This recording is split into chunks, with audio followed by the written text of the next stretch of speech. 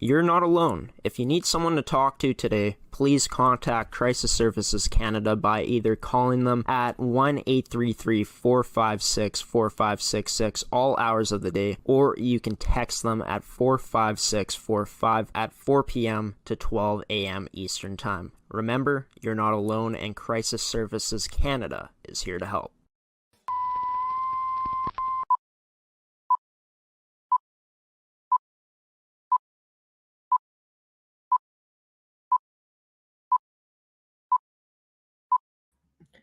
Good morning, everybody, and welcome to this week's edition of Manitoba's show, Rise and Shine Manitoba, here on ASTV Productions. I'm your host, as always, Graeme Forsyth. Happy to be back here on this Wednesday morning. It's going to be an exciting day of Rise and Shine Manitoba. I'm going to have two people join me in today's episode, a familiar guest and a guest that hasn't joined the show before, and it's someone that I've recently met here throughout the past month.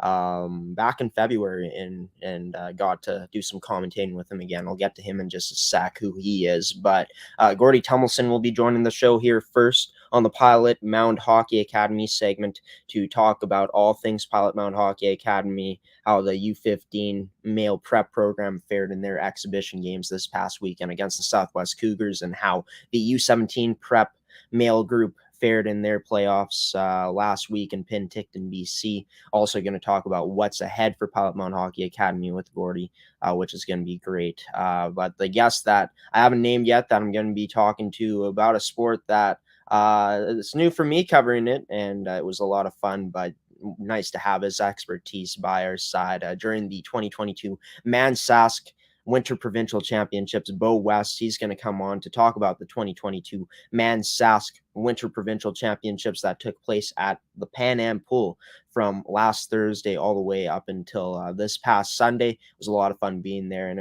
it's going to be a lot of fun talking to Bo about that coming up. And of course, later on in the show, I'm going to be talking about my opinion, Graeme's opinion, talking about many different things today about the Winnipeg Jets' most recent performances, as well as the NHL Trade Deadline, the NFL Offseason, March Madness up until this point, and going to also be giving my opinion on something else that you guys will have to stay tuned to find out at the end of the show for. But first off, in this edition of Rise and Shine Manitoba, Gordie Tummelson, goalie coach and marketing director of Pilot Mound Hockey Academy, joins the show here on this edition of Rise and Shine Manitoba, Manitoba's show. And you know what it's time to do, folks. Once that intro hits, it's time to rise and shine here on ASTV Productions.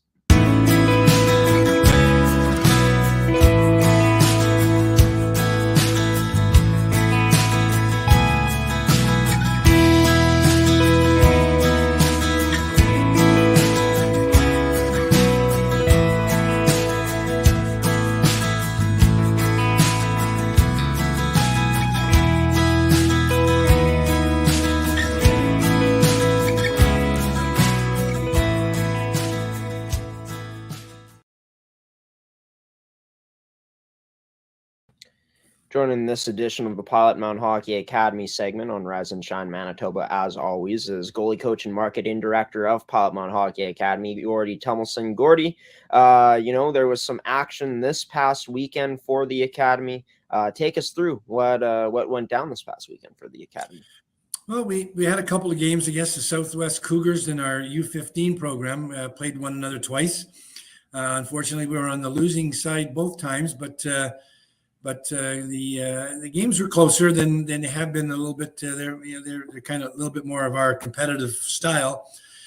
We did take it on the chin a little bit on the first game, 7-2. It was after our long road trip out to Penticton, and I think the boys are still a little bit leg weary from that particular adventure. And 4 days on the bus and over a week is a long time to be sitting and not doing stuff. And then we played the second game on Sunday.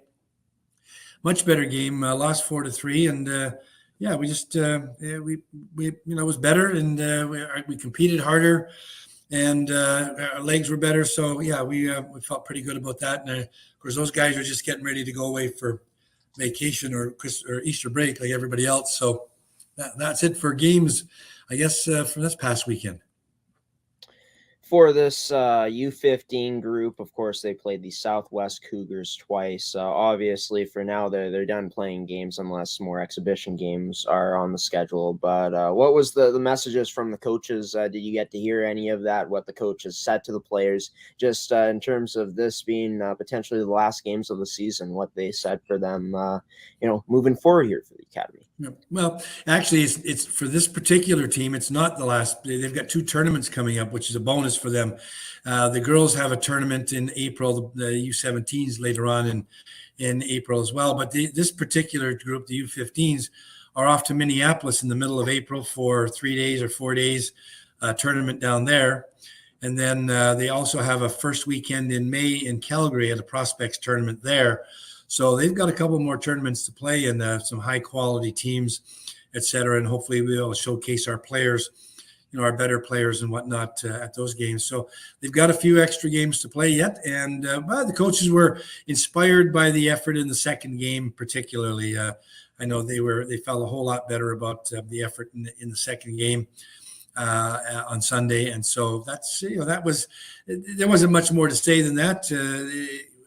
I think the good news is our teams are in really good shape, and we compete right to the end of the games. And unfortunately, we don't necessarily have the scoring power to match some of the other guys when their particular games are on. So anyway, it was good, and the coaches were pleased, I think, for the overall effort. Yeah, and I assume that's going to be pretty huge. I mean, going up against high level of competition and, a few more tournaments coming up, it's going to be huge for the U15s to get this bonus action, I assume. Oh, absolutely. This is an experience that these kids would not get if they weren't playing in Pilot Mound or in an academy hockey program. These are special events and special tournaments just for these kids, and so they get to see places that they haven't been to. I mean, I know some of the kids that were in Penticton that they were just amazed at the mountains and all of the things that go on. You had to go through, you had to go through the Rocky Mountains to get there. My gosh, people from the prairies and out east haven't seen a mountain until they've seen the Rockies. So, and then we get down to Minneapolis. Of course, it's another big city and different people and different cultures and all that stuff. So it's just a great experience for these kids. I think we forget that we focus so much on the hockey and don't really talk about the other stuff that they see and hear and do that they would never do in 100 years if they weren't playing at Pilot Mound. For the U17s, they played in their playoffs this past week from the 16th to the 18th. Take us through what happened there for this U17 Buffaloes group. Well, they stick us up against some pretty high tempo, high quality teams. We fared not badly in the games, and according to the prescription for the games or the way the games are supposed to work out. Our guys competed really hard, and we lost all 3 games. But at the end of the day, we competed hard. Again, the kids got to play against teams they hadn't played before. 2 of the 3 teams they hadn't played before, so that was a bonus. And of course the facilities, playing in the new build in the different buildings. And being and driving through the mountains, et cetera, and seeing the mountains when they wake up in the morning, and different than seeing the grain fields of Western Manitoba. So our games weren't as good as we'd like them to have been. They were competitive to a point, but certainly the experience again was a bonus for most of these kids who have never been to BC, let alone playing in high level tournaments. For this U17 group, will they be playing in any exhibition games from here on out? Yeah, we've got one more series for U17s. That's the middle of April. We're going up to Saskatoon to play against the Indigenous Sports Academy teams up there. 3 games, kind of finish off the season. Our guys and our gals will be involved in the evaluation camps coming up. I'll talk about those maybe later. But so the 3 games up there will kind of cap off the season. Kids will be going home for Easter here, or they're heading home now over the next few days. They'll be back in time to kind of get back in shape a little bit to go up to Saskatoon and play in that particular event to finish off their 21-22 season for the Pilot Mound Buffaloes. Well, let's hop right into that. The evaluation camps. Fill us in on those. Right. Yeah. The evaluation camps are 3 weekends in a row from the middle of April on, and the arena here in the Blackjack Stewart Arena here is going to be hosting a major curling event in southern Manitoba. So that's going to take up the ice time for a couple of weeks. And so, the kids will be practicing elsewhere a little bit here and there until they can get back on our home ice. And then we get into these evaluation camps where players from literally all over North America will be coming to Pilot Mound to see what the facilities look like, check us out. We check them out in terms of their hockey skills, their schooling requirements, et cetera, et cetera. A lot of conversations, a lot of information flowing. And that's how we sort of develop the teams that we end up with in September. How what's going to be in store for this season? Is there anything else you got? Is there maybe adding into it, or is it going to run like it's traditionally ran since you guys have been doing these evaluation camps? Yeah, I don't think it's anything different. We've got extra skates and in on Wednesdays. I think that's an additional thing. Some people can't make it weekends, maybe more for local people. But no, the evaluation camps are pretty much a go-to thing. We get as many of the people that want to think about coming up here to come here so that they can make sort of a qualified decision on whether they want to come to this place, they want to see the school, they want to check out the physio thing. And as I was saying to you earlier before we got on air, Glenn Munford, your boss, and I were touring around Pilot Mound earlier in the day, taking some video and some photos of places that we hadn't got some stock footage on. So we were kind of doing that, making sure that we can give people a video of not only Pilot Mound, but of Crystal City, the hospital in Morden Winkler. People like to know that there's a McDonald's and a Tim Hortons not too far away. Those are always popular places. There's a Walmart, sort of thing. So we're not out in the middle of nowhere completely. We're kind of close enough to be where we need to be. We had a great sports shop and Olympic sports out in Morden. So yeah, it's the evaluations it's multitasking, multi-purpose. The hockey is just part of it. More to it than just that. Well, it's funny because when you get into Pilot Mound, you're like, oh, there's life. You get into La Riviere, and it's you think it's a ghost town. That's what I thought, at least. So yeah. Yeah. That ski hill. Well, the ski hill's important. At least going down is. Getting back into it, obviously. This season, disappointing in terms of how the teams finished in the regular season. Obviously, not having much success in the playoffs. But this was a year, like you said, that was a lot of development. Of course, this is a development academy. But in terms of these evaluation camps coming up, I assume there's maybe a bit of extra emphasis in terms of wanting to get this thing right this year to try to attract some more better talent coming in next season, fill the spots that are open. Yeah, I mean, every school and every team that plays is really a development program. That's what you're here for, move kids up into the next level, right? But yeah, we've got a huge focus on improving the program that we had. COVID, it just kicked us really badly. It just didn't allow us to be able to draw people up from the States or from other parts of Canada that we need to draw upon. We don't have a big center, so we need to draw upon the rest of North America, literally. So we've focused a lot on hiring good scouts that are well placed in the states, northwestern, northeastern, and midwestern USA, and of course every province and territory in Canada. We have somebody that's a pretty good looker and seer of talent that we've got out there that are trying to find us the best kind of players that might fit. Of course, there's a financial thing that has to fit, and there's getting away from home for some of these kids for the first time. There's a lot of stuff that goes on here. So getting the best talent is one thing, and getting all the other pieces to come together is the other thing. So we've worked pretty darn hard in finding the talent. It's now securing them and getting them to come out here, and that's why the videos and all the hard work we do on the website. Well, we'll have more on recruitment coming up here in the next few weeks on Pilot Mound Hockey Academy on the segment here. Of course, once they get closer to being ready to go, we'll have more news on the evaluation camps as well here on Rise and Shine Manitoba during the Pilot Mound Hockey Academy segment. But let's get into some goalie meetings you had. I know that you're always busy with those. How'd they go this week? Well, today was a bit more personal. We didn't have a big group meeting. We with one injury. Pete Moreau from our U15s took a shot to the face mask, and it was hard enough to bend the cage and concuss him a little bit. So he's on concussion protocol for a couple 3 days, and so he wasn't available. River Johnson from Toronto has gone back home for the Easter break, as well. Julie Ducharme.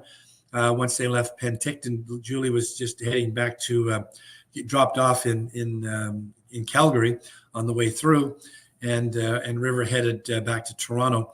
The rest of the group was here. We were on the ice, and then we had quick little meetings, but there were more private meetings just to talk about where they're at in their development, what they kind of need to work on continually in the next month while we still have practices and games. And how proud, to be quite honest with you, how proud I am of how they've held themselves together under duress. It just, it just, there's just a lot of rubber coming at them all year long. I think I did a run of the numbers.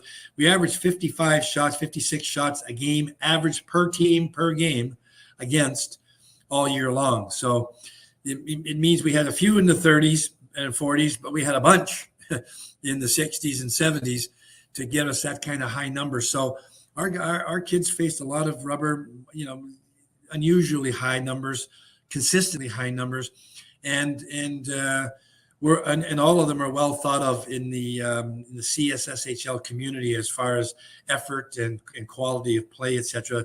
People understand they were under duress for the most part and handled themselves quite well.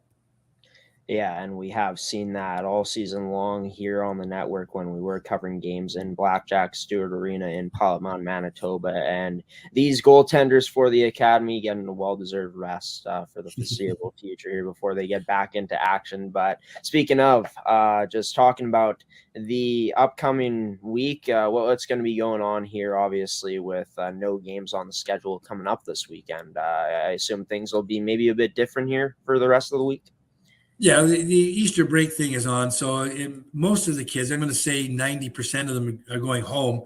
A few of the kids live too far away, or parents just, aren't going to send a plane ticket to have Easter. So they got relatives or somebody in Manitoba to look after them. So a few kids are going to stick around, but most have gone home for or will be going home for the Easter break week from school and all that good stuff.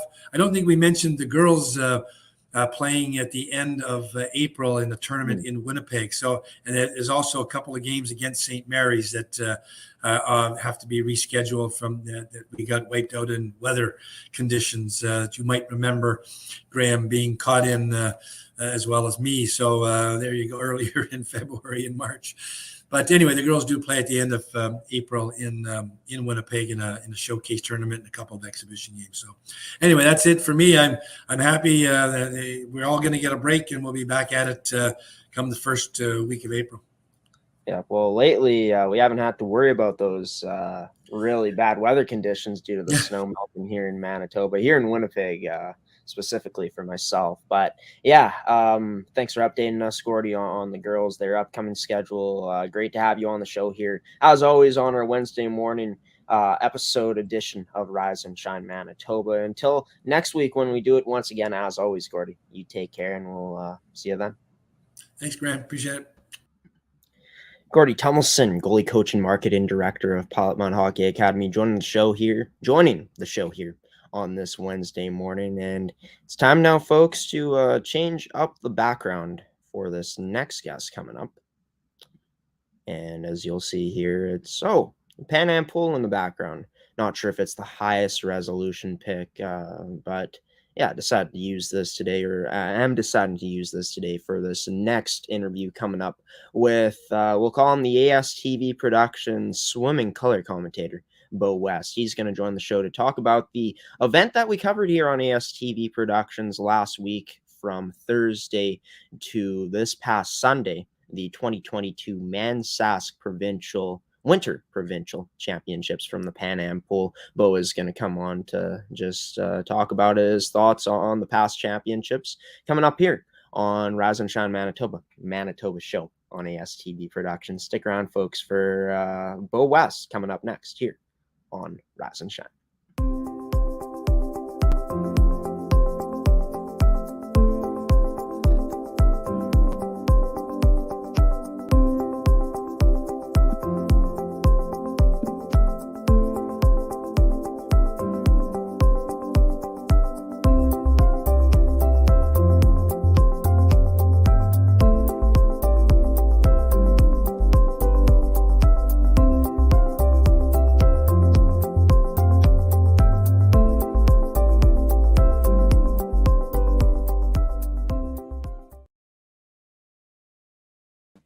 There's a guy I did some commentary with this past weekend for the 2022 ManSask Winter Provincial Championships from the Pan Am pool. It's Bo West. Bo, thanks for taking the time out of your Wednesday and coming on and talking about the past weekend at ManSask. It was 4 days of a lot of fun. I know that you said that it took about 2 years for this to happen again since the last time that had happened. Just going back to it, how nice it was to see ManSask return to its full form this past weekend. Yeah, it was great. And thanks for having me on. It was a long-awaited return. Obviously, in 2020, ManSask got shut down 10 minutes before warm-up was supposed to start. We had swimmers in from all across the country and had to send them all home again because of the COVID concerns at that time. No one really knew what to expect. And so they shut it down, and it was just such a pleasure to be back. It was a long-awaited return. Just taking a look at it, I mean, once you were truly surrounded by just the atmosphere of seeing all these swimmers back together, must have been a pretty surreal feeling to see what went down in the 4 days that the ManSask ran for. Yeah, it was really a lot of fun to see, how swimmers have progressed over the past 2 years. Obviously, a lot of challenges, especially for some of the younger age groups that barely had any pool time available. Some of the older swimmers found alternate ways of staying in shape and training, and whether it's swimming in the lake or doing the sit-ups at home or running or whatever they were doing to try to stay motivated and stay fit. So it was interesting to see how everybody sort of came along, and there was quite a difference between certain clubs that evidently had done a better job of keeping swimmers engaged and motivated, and obviously some other clubs that maybe struggled a bit more. Talk about those clubs that you felt did have that upper hand in those 4 days. Obviously, there were strong teams like the Manta Swim Club here from Manitoba. There was the Goldfinns from Saskatchewan as well. But just talk about those clubs to you that stood out the most from these 4 days. Yeah, it was a bit of a battle all weekend between the Manta Swim Club and the Saskatoon Goldfinns for the overall team title. It's been, I think the last time Manta won it was in 2015. So it's been 7 years of that title really going to Saskatchewan. It's been Regina that's been dominating pre-COVID. And Regina really struggled. So I'm not sure what was going on there. I know they went through a head coaching change during COVID, and maybe they're going through a rebuild or something. But Saskatoon came in with a really, really strong team. They had the most swimmers out of every team here, and they evidently been doing some good things over the 2 years here. But Manta, I know it's just a top-notch club. They maintained most of the coaching staff through COVID, even though they couldn't be on deck. They kept them on the payroll, and they kept swimmers engaged and motivated, and it really showed up. So Manta ended up coming out with the win, which was really exciting for that team. And like I said, it's been 7 years, so they were pumped to bring that title back to Manitoba. Just having those advantages that a team like Manta has over some of the other teams. I mean, it was truly on full notice, because they dominated pretty much all weekend long. I mean, just the swimmers that they had. Talk about how impressive it was to see Manta perform the way they did. Yeah, they really did. I mean, it was both men and women. It was really a team effort, relays, everything, distance events, sprints. Everybody kind of came together and managed to scrape a few extra points, whether it was placing 10th instead of 12th or second instead of third, whatever it was, whatever they needed to do to get the team. Everybody stepped up, and yeah, it was exciting. And I think kudos to the club for what they did over the past 2 years here of keeping that coaching staff. Other clubs had to lay off coaches, maybe didn't have the financial power that Manta has, and had to lay off coaches, whereas Manta was able to maintain it all and keep it going. Going into the events, we saw many events. We saw anything from 50 meters to 1,500 meters, which we were a huge fan of that at ASTV.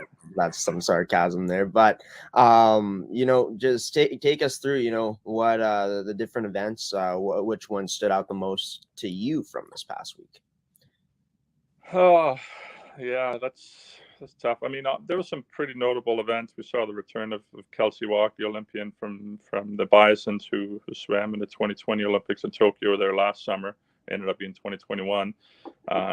She took a bit of a break after the Olympics, and this was her first bigger event back. And she's been staying fit. She came in, put up the top time in the country right now in 100 breaststroke. So that was exciting to see her back. And we had a couple of Manitoba provincial records broken in the 13-14 age group. So obviously those swimmers have been doing something in order to post those kind of times here. So that was exciting. That was the 200 free and the 200 IM. They were broken by Hallie West. And then, and a highlight for me is always the provincial relays at the end. That's just so exciting. Team Manitoba puts up their 4 best swimmers, and Team Saskatchewan does the same thing. And just swimmers love that. Yeah, and those provincial races near the end there, man, those were fun to call. I was calling those with you, but let's get into some family stuff here. I mean, you had 2 daughters racing this past event in these 4 days, and Mia West, your older daughter, and then Hallie West, of course, your younger daughter. How nice was it to just see them, all the work they were putting in before this event, for it to come together, for them to have the type of success that they did from these past 4 days at ManSask? Yeah, I mean, I've been obviously watching firsthand what they've gone through over the past 2 years, and shout out to my mother-in-law for keeping her backyard pool open well into October and opening up in April and paying those heating bills and making sure they had somewhere to swim and somewhere to train, right? So as much as we could, whatever we could do there to keep them going through this break, they've done a fantastic job, and all the support of their teammates and other swimmers would come out and do a few things with them, right? And so yeah, it was a long haul, but they were able to travel a bit too, go overseas to Denmark and were able to swim there due to the dual citizenship that they hold. So they were privileged in many ways, and they took advantage of it. And they came out on top. Mia was training through this meet. Her main event is trials coming up in 2 weeks in Victoria, BC. So she was swimming some of her off events, some of the distance events. It's maybe not usually her forte. So she was tired going through this, and rightfully so. And now she gets the rest of it before Victoria. And Hallie's also going to Victoria, but she has to be top shape here, because she was trying to get a few exit qualifying standards for trials. She only had one event that she had qualified in, and after this meet now she has, I think, 5 or 6. So she had to be at the top of her game, and she really was. You spoke about Kelsey Wog. I found out on Sunday that she was a former Olympian, which is pretty cool. Well, was an Olympian for these past Olympics that were taking place for the Summer Olympics. Just so cool. It must have been just for not only yourself, but for everyone to just be able to witness an Olympian within these swimmers from the ManSask Winter Provincial Championships. Yeah, I'm really glad she decided to come out, and even if it was just one event she did, just to having her presence there on deck, and for these other swimmers to see what it looks like at that next level, what it takes to compete at that level. I mean, she's just a phenomenal swimmer, and she's a great role model too. Like Hallie broke her Kelsey's provincial record in that 13-14 age group in the 200 IM, and Kelsey was the first one to congratulate her. She sent her a text right away, and she's just a class act, and what a great role model. I'm so happy she came out and showed what she can still do. Yeah, and she did dominate in the race that she did have that she was racing, which was cool to see, and just cool to know that there was an Olympian upon the among the swimmers from this past weekend. Just talking about there was different age groups. Obviously, not all swimmers competed against each other, splitting them up into genders as well. There was the individual boys heats, the swimming events there, the individual girls heats and swims there, as well as there was some mixed events. There was some pair of swimmers going at it as well. Just talk about, in your opinion, what age group though stood out the most to you in terms of the talent that was out there from the past 4 days at the ManSask event. Well, I think some of the 15, 17-year-old did really well. There were some swimmers there that ended up getting some qualifying standards for Westerns, and I think even some of the university swimmers that were there from the Bisons and Regina, I think they did a good job, and I think it's obvious that they had maybe had some preferential access to pools and stuff over the past 2 years. What is really painful to see, I think, for me, was the 12 and under girls, the 13 and under boys. Really a gap there. I would say it's clear to see that they've probably been left behind a little bit. The numbers are down. We had some finals that weren't full, right, as you saw, and so there's work to be done for sure in that age group. But we have some role models, and hopefully some of these older swimmers will inspire some of the younger ones to stay with it or come back to the sport and get back in the pool now that we're finally back to full operation. So would you say that it comes down to just having that inspiration for the younger age groups to maybe get some more bodies, some more swimmers within those age groups, going forward here? Yeah, and that's why it's so important that Kelsey came out and showing off some of the other swimmers going to trials or going to Canada Games, whatever they're trying to make, right? And even having live streamed, right? So people at home could watch, and little kids can sit there and get excited about the sport and want to come out and join a swim team. So that will be tremendously helpful. Let's get into the provincial swim meets now. Not swim meets, but the provincial events, the relays at the end of it on Sunday night in the finals there for session 7 on day 4 of the 2022 ManSask Winter Provincial Championships. This concluded the event. You talked about it, hyped it up, and it lived up to the hype. Some very exciting races. Felt like I almost lost my voice on some of those calls there as I was calling all of the races from these past 4 days in that event. But just talk about how cool it was to see this event come back, an event that you were excited for all weekend long. Yeah, I've seen it before, and I know what kind of excitement it brings, right? And I know some of the teams, they would bring out swimmers for Sunday night and parents for that matter, who weren't necessarily swimming in the meet, just to get them out to the pool and witness it, and because it's so exciting, and it shows it's a whole different dynamic and a whole different side of the sport, right? So you got Team Manitoba all lined up on one side of the pool, Saskatchewan on the other, and swimmers are running in and being presented, and the whole province is behind them, and it's just such a fun way to finish up the meet. Super exciting, and luckily Manitoba came out with a win in a 4-2 split there, so it's good. Well, ManSask, the name of this event, might be a bit deceiving because it wasn't just Manitoba and Saskatchewan swimmers, but there was some swimmers coming in from Ontario. I believe there was some from BC. There was few, though, from BC. I'm not sure how many there were, but there was, as well as from Quebec as well, there were swimmers there. Just cool to see. I mean, it's happened before, I assume, but not only swimmers coming from Manitoba and Saskatchewan for this event, but some pretty good swimmers from Ontario and Quebec and other places as well. Yeah, it is a Manitoba Saskatchewan championship, but it is an open championship, so swimmers are invited to come from other provinces as long as they have the qualifying time standards. And yeah, we quite often have a lot of swimmers coming from Ontario traditionally. Quebec send a lot of their para swimmers, so that was great to see. And then usually BC also have enough to put together provincial relays. So normally at the end you'd see an Ontario team, an Alberta team, a BC team, and we appreciate having them all here. I know travel is probably still a bit restricted, or maybe people are still nervous about it, but hopefully we'll continue to grow it here, and next ones are coming up in Saskatchewan in July. So we'll see if we can get a few more swimmers out. Yeah, and of course those that event coming up, the summer ManSask provincial championships should be interesting. But until then, I mean, what's coming up? Very soon here for these swimmers. I mean, for the teams in Manitoba, teams in Saskatchewan. What would be up next for these group of swimmers coming up? Well, top swimmers will be traveling to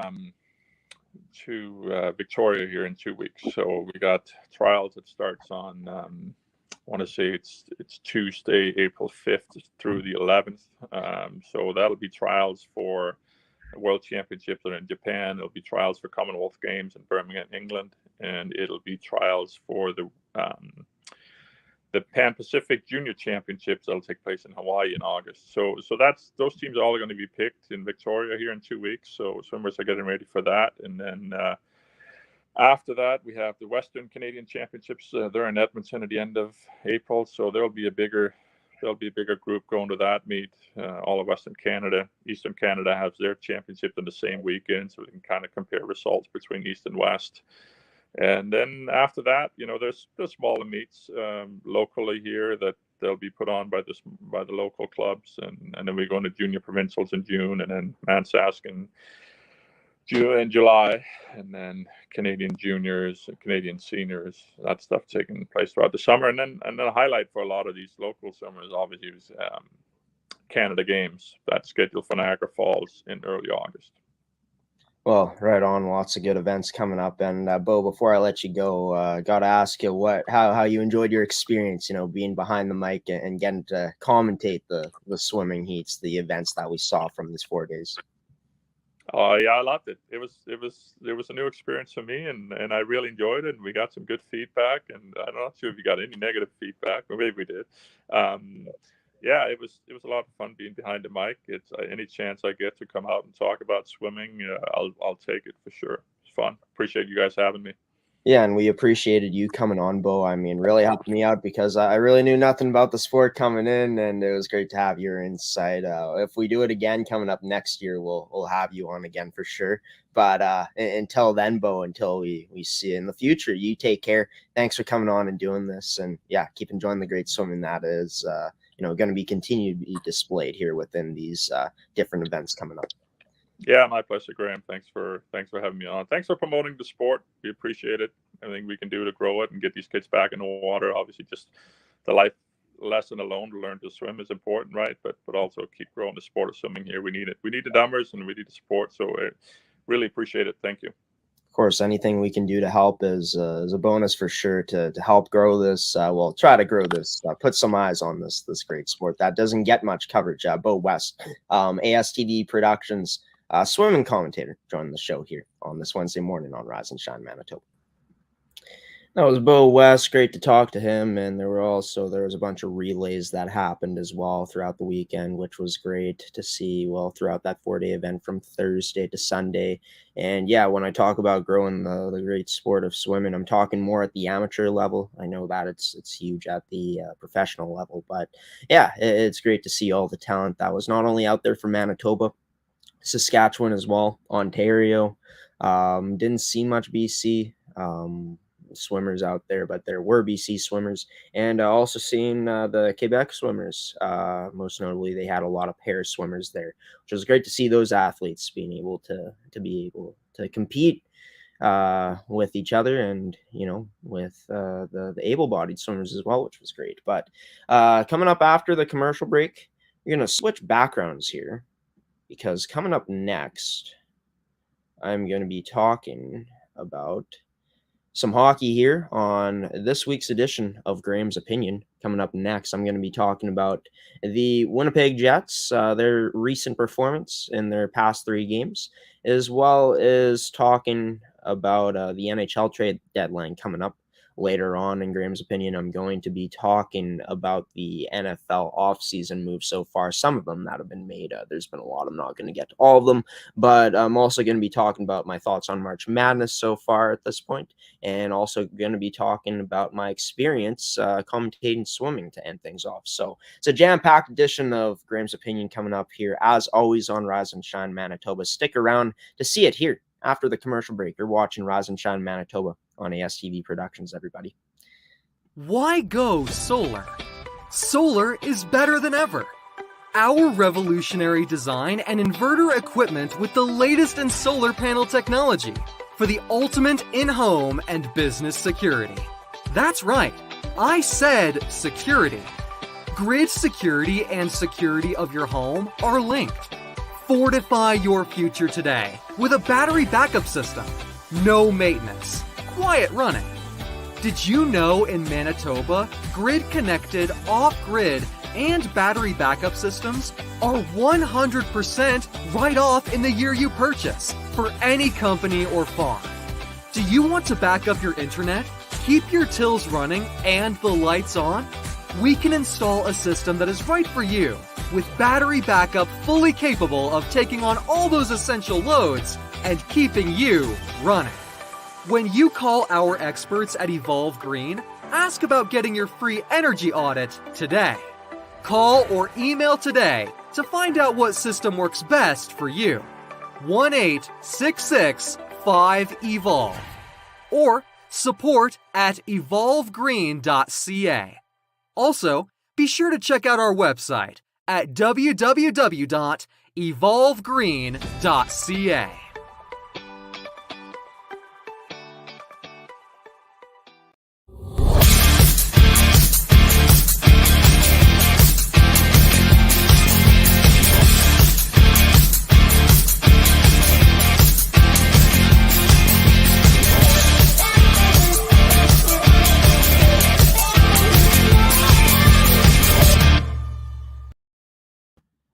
Welcome back to Rise and Shine Manitoba, everybody. Hopefully you guys are enjoying today's edition of Rise and Shine Manitoba. Be sure to leave a like, a reaction, or comment if you are watching on Facebook at ASTV Productions. Wherever you are watching, whether it be Facebook or our website at amateursports.tv or astvproductions.com. Type in one of those and it'll bring you to the same place. But if you're watching on Twitter as well at Amateur Sports TV, thank you for tuning in to Rise and Shine Manitoba on this Wednesday morning here on March 23rd.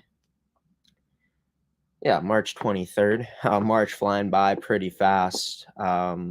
I guess next week is going to be the last March show of 2022 here on Rise and Shine. So like I always say, as older as I get, the older that I get, the faster time seems to be going. And this year has been flying by so far. But just got done talking to Bo West, ASTV Productions, swimming color commentator. It was great to have him on the show to talk about the past event that we broadcasted here on the network at Pan Am Pool from last Thursday Thursday last week to Sunday this past weekend.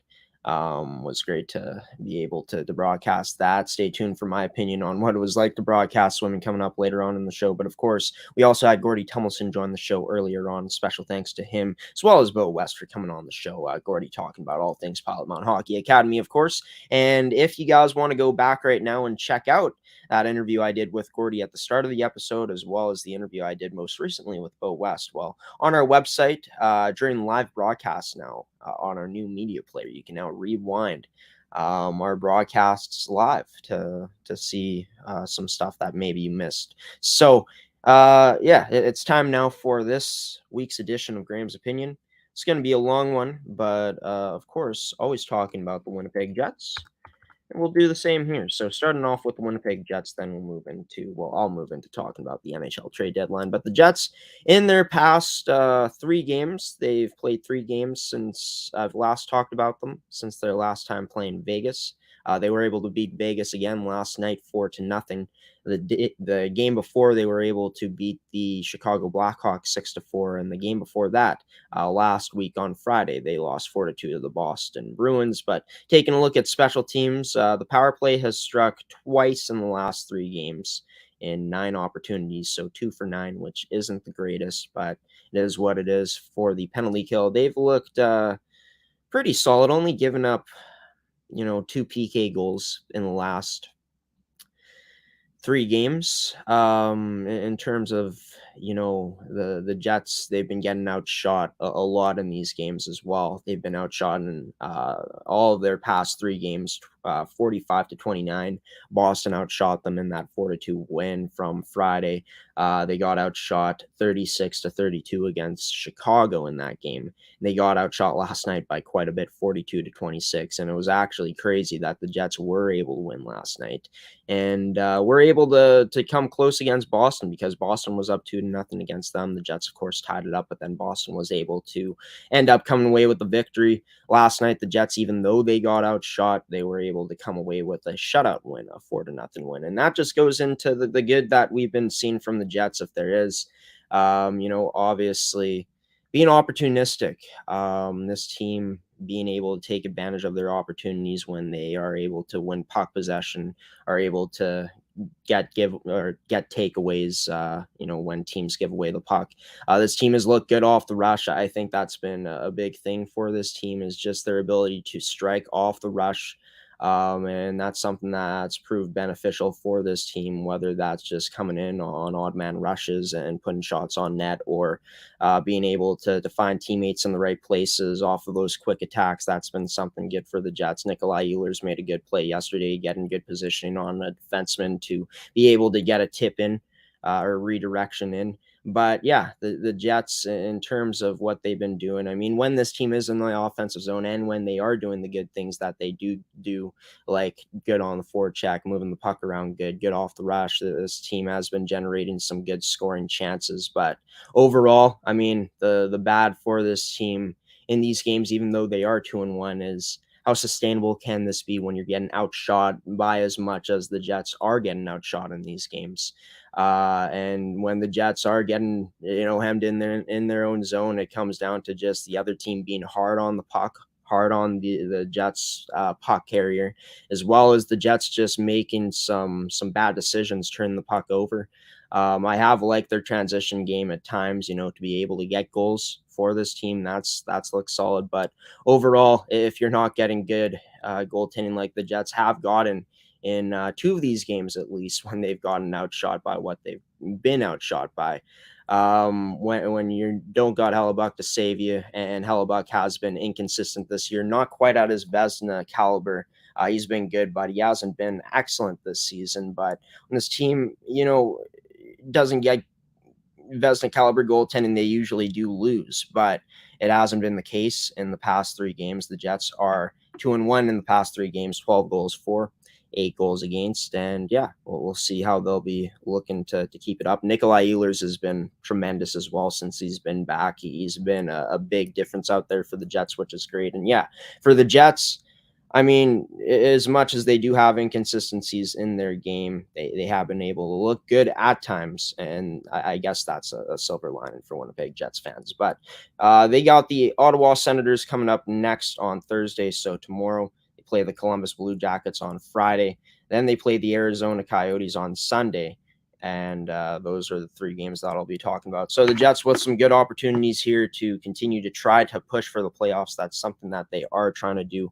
Will they make it? It's still a question mark. I mean, just looking at the standings, this team is still 3 points out of wild card spot. Dallas has the last wild card spot with 2 games in hand on the Jets. They're up 3 points on them. So the Jets are going to have to go on a run here. It's just what I've been talking about. And I feel like Jets fans would agree, is just that consistency. You make a really good play sometimes, you see out there the Jets do.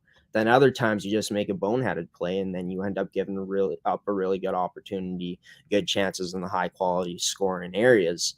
And those have been some problems for the Jets, but an easier schedule coming up for this team, which will be beneficial for them, I would think. if they are trying to, push for the playoffs, which they are. But let's go into the NHL trade deadline now. And there were a lot of moves made, over 20 for sure. I'm not too sure what the number is exactly, but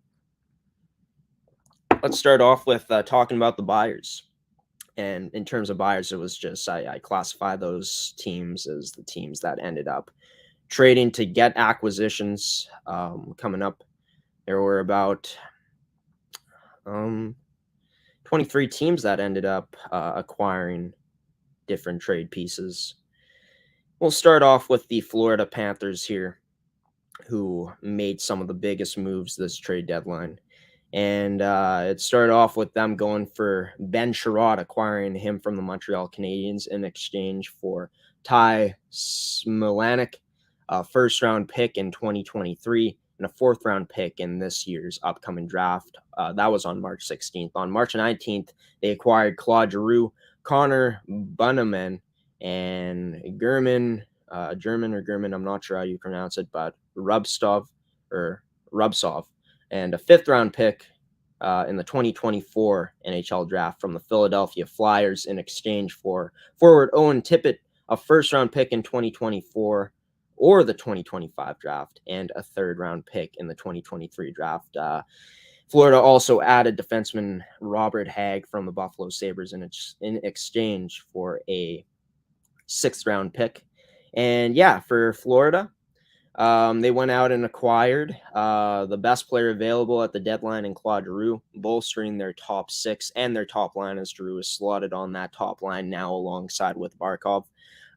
They also went out and got Sherratt and Hagg to bolster their defense, and they gave up notable pieces. The notable pieces that they gave up, was Owen Tippett and the 2023 first-round pick, but Owen Tippett was a piece that I feel like would have been on the trading block. I mean, this is a good young talent, but he was a player that wasn't getting quite the opportunity that he may, would have liked to in Florida, playing in that bottom six. Put up solid stats for when he was playing on Florida, but that was a piece that I feel like they were going to give up. And in a trade for Claude Giroux, I mean, why not? I mean, if you're trying to go all in, and with the move with Ben Sherratt and Hagg, I'll talk about Ben Sherratt more. I don't think he's worth a first-round pick in another situation, but at the trade deadline, you need to pay to give up, right? I mean, you need to pay to acquire. You need to give up some pieces in there, and that's what they ended up doing to get Ben Sherratt. And of course,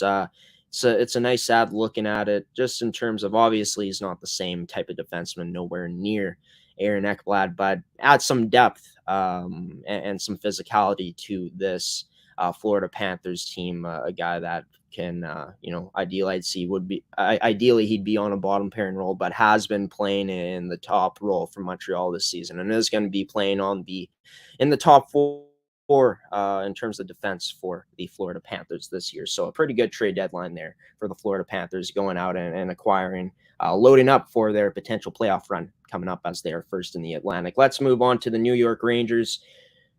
The busiest team in this trade deadline. They go out and get Frank Vatrano from the Florida Panthers in exchange for a later selection of either the New York Rangers' own fourth-round pick in the 2022 NHL draft, or the Winnipeg Jets' own fourth-round pick in the 2022 draft as well, previously acquired by the New York Rangers. The Rangers also went out and got Justin Braun from the Philadelphia Flyers in exchange for a third-round pick in the 2023 draft. They also went out and got Nick Merkley from San Jose in exchange for defenseman Anthony Bitetto.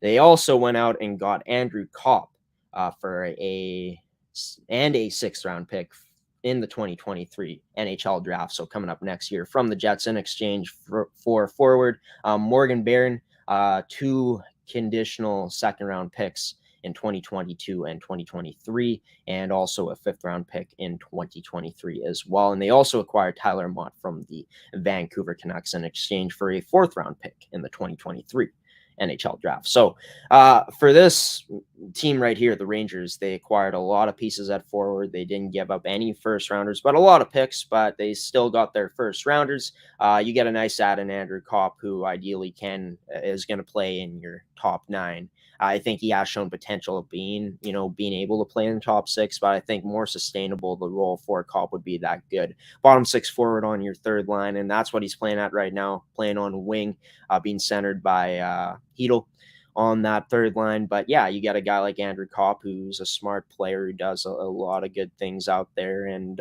he does a lot for your depth. Sad to see him go as a Winnipeg Jets fan. But Vatrano slides into the team's top six on the second line, and this guy hasn't put up the most groundbreaking stats in his career, not even close to it. But this is a guy with a really good shot, and pairing him alongside a guy like Jonathan Huberdeau, kind of looking nice for the not Jonathan Huberdeau, sorry. You pair him alongside a guy like Artemi Panarin, which will be interesting. Breadman, a great playmaker like he is. We'll see if those goal totals for Vatrano goes up. But you also get Tyler Mott, who will slide onto that fourth line with Goodrow and Reeves. So just getting some more depth at that forward position, and that's what New York went out and did. Let's go into the Tampa Bay Lightning now. They go out and make their biggest move back on March 18th, acquiring Brandon Hagel, forward from the Chicago Blackhawks, for as well as a fourth-round pick in the 2022 NHL draft and a fourth-round pick in the 2024 NHL draft. Going to Chicago, it's Boris Katchouk, as well as Taylor Radish, and 2 conditional first-round picks. And they also went out and got Nick Paul back on March 20th, trading away Matthew Joseph and a fourth-round pick in the 2024 draft. And they also made some moves too, 2 other moves. The more notable one going out and getting Riley Nash. They also got a goaltender from the San Jose Sharks. But for this Tampa Bay Lightning team, I mean, they gave up a lot, but if they are trying to extend their window to win now, you add a young player like Brandon Hagel, who's on a pretty solid contract for a young player at $1.5 million, I believe. I believe he still has 3 more years on his contract, but you add more offense with a guy like Brandon Hagel onto your third line. You also add more size to your bottom six and a guy like Nick Paul. And Nick Paul and Matthew Joseph, you could argue that Matthew Joseph is more skilled than Nick Paul, okay? But Nick Paul also is bigger than Matthew Joseph. And yes, size I don't think is the end-all be-all, but in this case, these guys have pretty much put up the same stats throughout their careers. So adding size with Nick Paul, definitely a good add there for Tampa. They gave up a lot. I mean, giving up 2 conditional first rounders, Boris Katchouk and Taylor Radish. But once again, that's the price you're going to have to pay if you want to acquire a piece at the deadline. And I think that trade for Chicago, obviously, there's some Chicago fans and some players on Chicago. I know Jonathan Taves that were surprised by the move, but you got a nice haul back for him. I mean, you don't get players that are going to play, at the top of your lineup at this point in Katchouk and Radish. But you got some prospects back. You got some draft capital back. And for Chicago, you're trying to rebuild. I mean, Brandon Hagel could have been a piece of that rebuild, but they decide to load up on some picks and some 2, prospects as well. In Taylor Radish and Boris Katchouk. But for the LA Kings, they go out and acquire a defenseman in Troy Stetcher. They acquired him on March 20th. They only gave up a 7th-round pick for him in this upcoming draft in 2022. They also went out and got a guy named Frederick Allard. They also went out and got Nelson Nogier from the Jets in exchange for Marcus Phillips. So for this LA Kings team, they didn't give up much. But for LA at this point, with where their team is at, with how young this team is, with as good of a year as they've been having, it's going to be, I'm not sure how far they'll go in the playoffs. How much does this actually benefit them? In terms of how much closer they are to potentially getting the cup this season.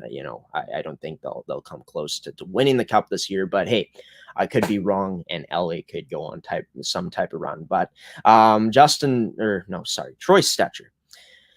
He's a UFA coming up, but he costed only a 7th-round pick, and he's going to be playing top 4 minutes on this team. He slid in the top 4, and with their defensive injuries this season, this is a nice add for this team. I mean, Troy Stetcher is a guy that's shown he can do some good things in the offensive zone, good puck-moving player as well, puck-moving defenseman, and a guy that, has shown that he can make some good defensive plays too. So he slides into the top 4 there. He only costed a 7th round pick. It'll be interesting if they re-sign him. But overall, LA made some moves, but they weren't anything groundbreaking.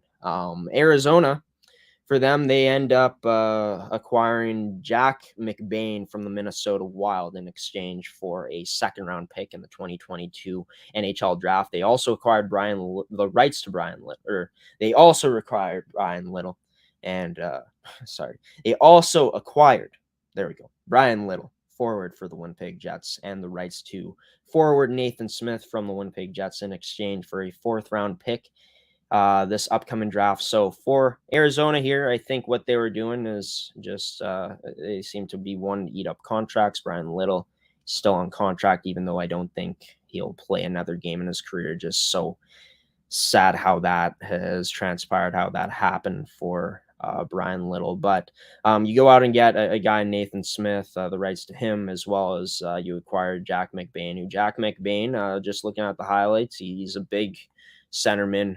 Seems like he's a pretty smart player out there as well. So we'll have to see what happens there. I don't know. I haven't watched much of him. But for Arizona, continuing on their rebuild, got some prospects and also got a contract to eat up again, I guess. And Brian Little, I'm not too sure how that works. But for the Boston Bruins, they didn't make too many moves. They re-signed Jake DeBrusk for 2 years, $4 million contract. Which is a nice value for him in terms of just getting to sign him for less, re-sign him for less.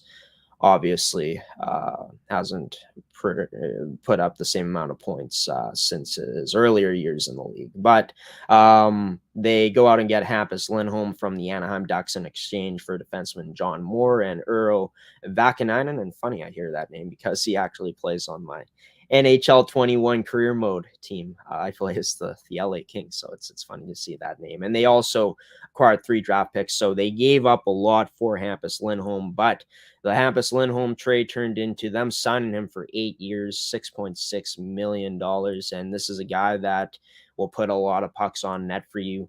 He takes a lot of shot attempts, and he's a guy that can move that puck good. And he's a pretty big player as well, I'm pretty sure. Let's just take a look at him. Hampus Lindholm. Yeah, he's 6'4", 216 pounds. He's going to slide next to Charlie McAvoy, which 2 pretty good puck-moving defensemen will be playing with each other, which should be interesting to see. But yeah, you go out and get Hampus Lindholm, bolstering your D-core, which is, I know that earlier on I said that I like Boston's D-core. I will correct that. I like Boston's defense and their team defense. Obviously, Charlie McAvoy is a stud, but I got a bit confused here. Their team defense is, I think is stronger than their actual D-core. Of course, you got guys like McAvoy. Now you add in a guy like Lindholm and you bolster that core, so it's a nice add for them. And they're also going to get him for the next 8 years, which is a plus for them for a pretty decent price for what defensemen go at now, especially if you're going to play this guy on your top pairing in your top 4 and in your top 2. But for the Colorado Avalanche, they were busy this trade deadline as well, of course, with the move getting Josh Manson, bolstering their D-core. They also went out and got Arturi Lehkonen from the Montreal Canadiens in exchange for defenseman Justin Barron and a 2nd round pick in the 2024 NHL draft. They also went out and got Andrew Cogliano from the San Jose Sharks in exchange for a 5th round pick in the 2024 NHL draft. They continue to load up this time on forward. Just taking a look at Arturi Lehkonen. They get a young player, a guy that's been in the league since 2017, and this is a guy that, is going to add some scoring, not the flashiest goal scorer, of course, but a guy that's put up 13 goals this year on a Montreal team. They're going to add him to their lineup. They also get a guy like Andrew Cogliano, who you bring him in, and he adds some grit to your lineup as well. So, Colorado loading up for the playoffs. Still not a fan of their center depth. Of course, you got Nathan McKinnon and Nazem Kadri, but after that, I believe it's Marco Sturm playing on their 3rd line. So it's definitely going to be interesting to see what Colorado is going to do with their forward group now. But overall, Colorado continuing to load up and not giving up too much.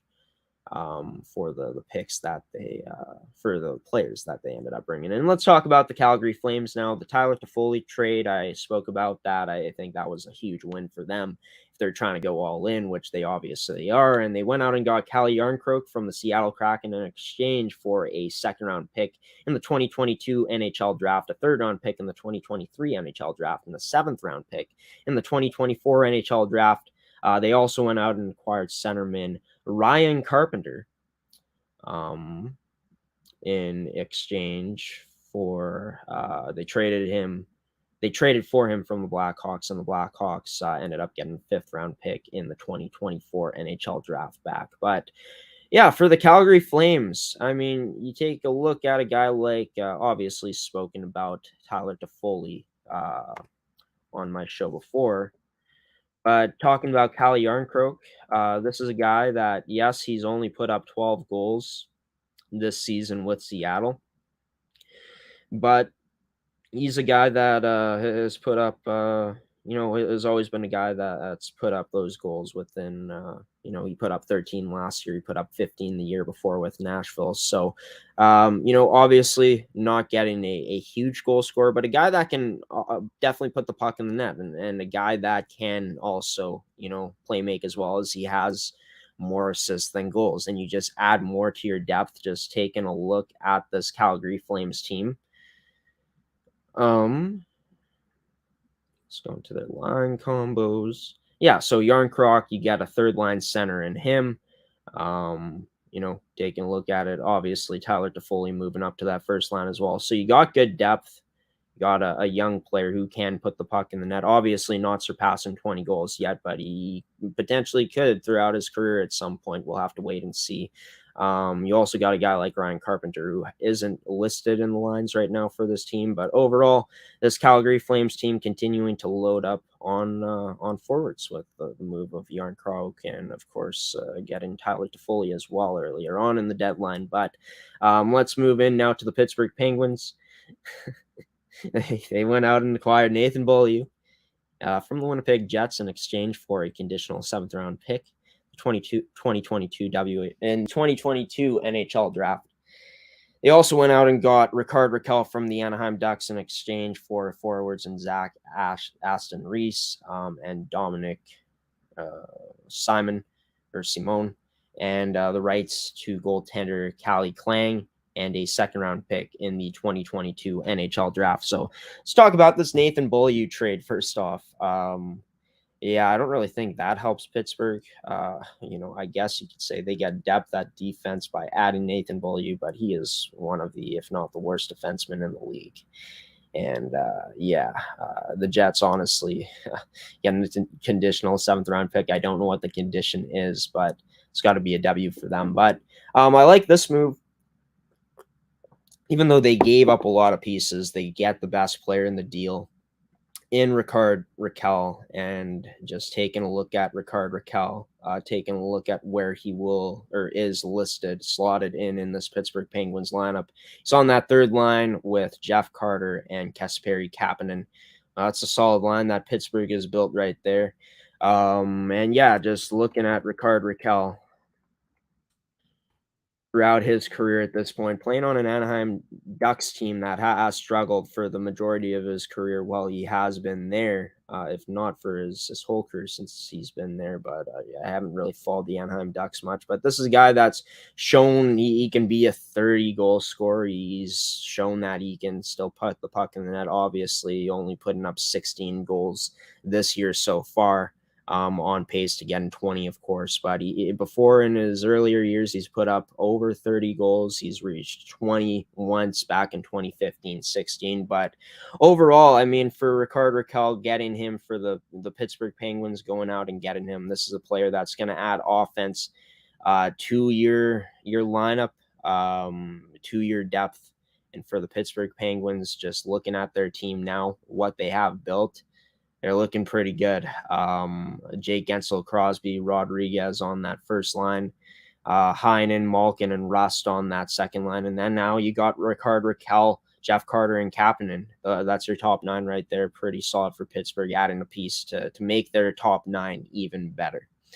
at the trade deadline. But let's move into the St. Louis Blues now. They only made one move, and it was a pretty big one, acquiring Nick Leddy and Luke Witkowski from the Detroit Red Wings in exchange for Jake Wallman, Oscar Sundqvist, and a second-round pick in the 2023 NHL draft. For the St. Louis Blues, they add to their decor, adding a notable piece in Nick Leddy, who is a guy that's going to slide on the top pair there with Colton Parayko. Detroit in this trade gets young pieces back. I think Jake Wallman, they probably have high hopes for him. So, yeah, it will be interesting. Of course, Detroit in an interesting position right now. It's going to be interesting to see if they continue, throughout the offseason, make some moves as well. But for the St. Louis Blues, they get a guy that improves their decor at this point in Nick Leddy, even though he wasn't having the most fantastic year playing on Detroit, who hasn't been a great defensive team. He goes to a better defensive team in St. Louis now. He's going to be playing alongside Colton Parayko, who's a huge body and who he's been struggling throughout his career here, just in terms of his underlying stats, his advanced analytics. So, it'll be interesting to see how Nick Leddy, if he can benefit Parayko. But for the Blues, obviously going out and getting a key piece on defense in Nick Leddy. Will be interesting to see how that goes down for St. Louis here, what that'll do for them. But for the Toronto Maple Leafs, moving on to them now, of course, everyone's favorite team. They go out and get defenseman Mark Giordano and forward Colin Blackwell in a trade with the Seattle Kraken in exchange for the second-round pick that they had in the upcoming draft this year, 2022. A second-round pick they also gave up in 2023, and they also gave up a third-round pick in 2024. So, honestly, I hate saying this, but this is a big win for Toronto if they are trying to go all in. Obviously, you added more depth. You bolstered the blue line with Mark Giordano, who on a bad Seattle team has put up solid numbers with them this year all around. I mean, you add some leadership in, a vet in Giordano, who's coming home to his home province of Ontario. I'm not too sure if he's from Toronto, but I do know that they said he was coming home. And you also add a guy like Colin Blackwell to your fourth line. And I know a lot of people have talked about how he's, especially throughout the draft expansion last year, the expansion draft, that he would be a piece that I know the Rangers fans didn't want to lose him. So, for the Toronto Maple Leafs, they go out and get a big piece in Mark Giordano, Colin Blackwell, adding depth to their forwards. And, this probably won't change anything, though, for Toronto, because they are, in fact, cursed, no matter how skilled that team is. But let's move into the Edmonton Oilers now. They go out and get a defenseman in Brett Kulak from the Montreal Canadiens in exchange for William Legason, a conditional second-round pick in 2022 as well, and a seventh-round pick for the 2024 draft. They also went out and acquired Derek Brassard from the Philadelphia Flyers in exchange for a fourth-round pick in 2023.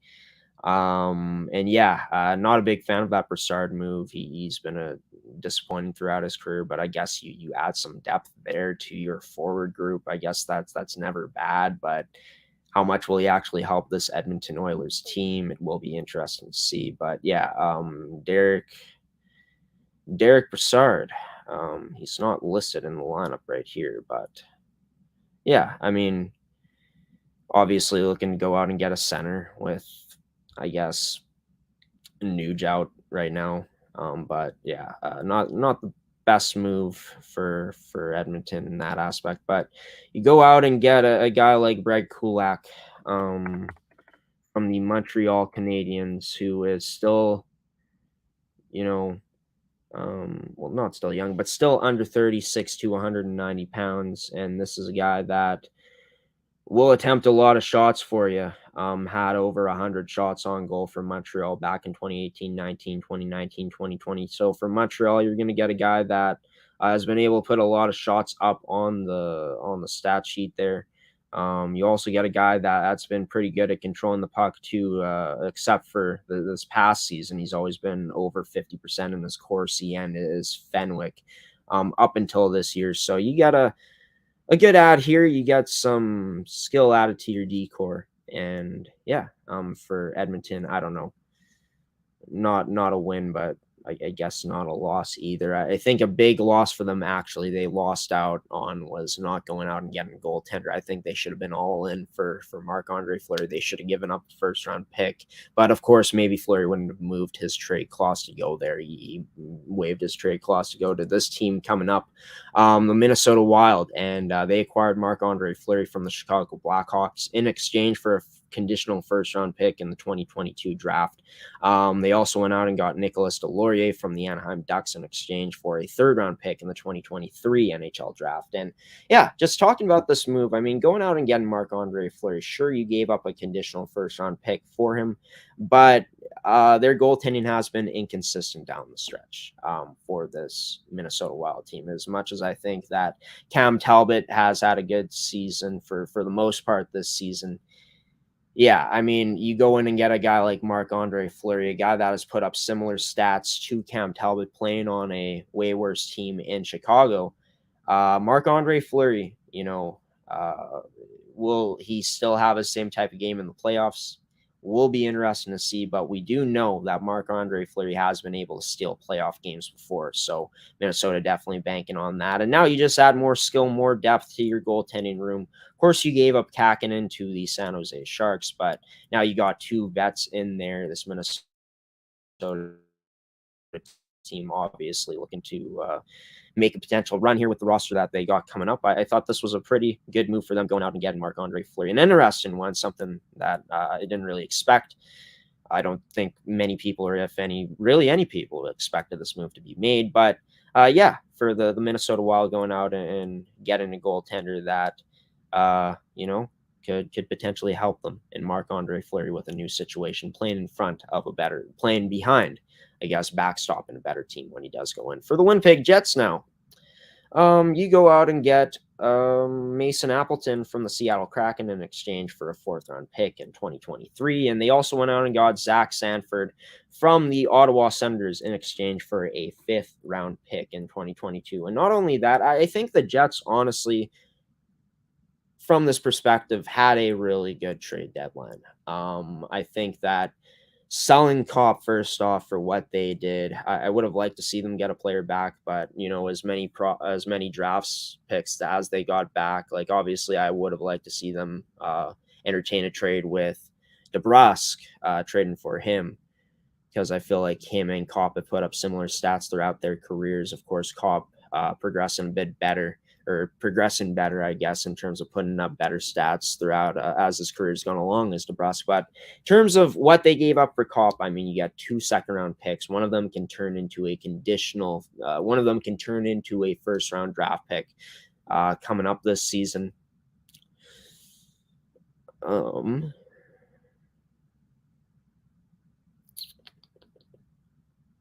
Yeah, so this year they get the conditional second-round pick, and they get 2 conditional second-round picks in 2022 and 2023 for Copp, as well as a fifth-rounder.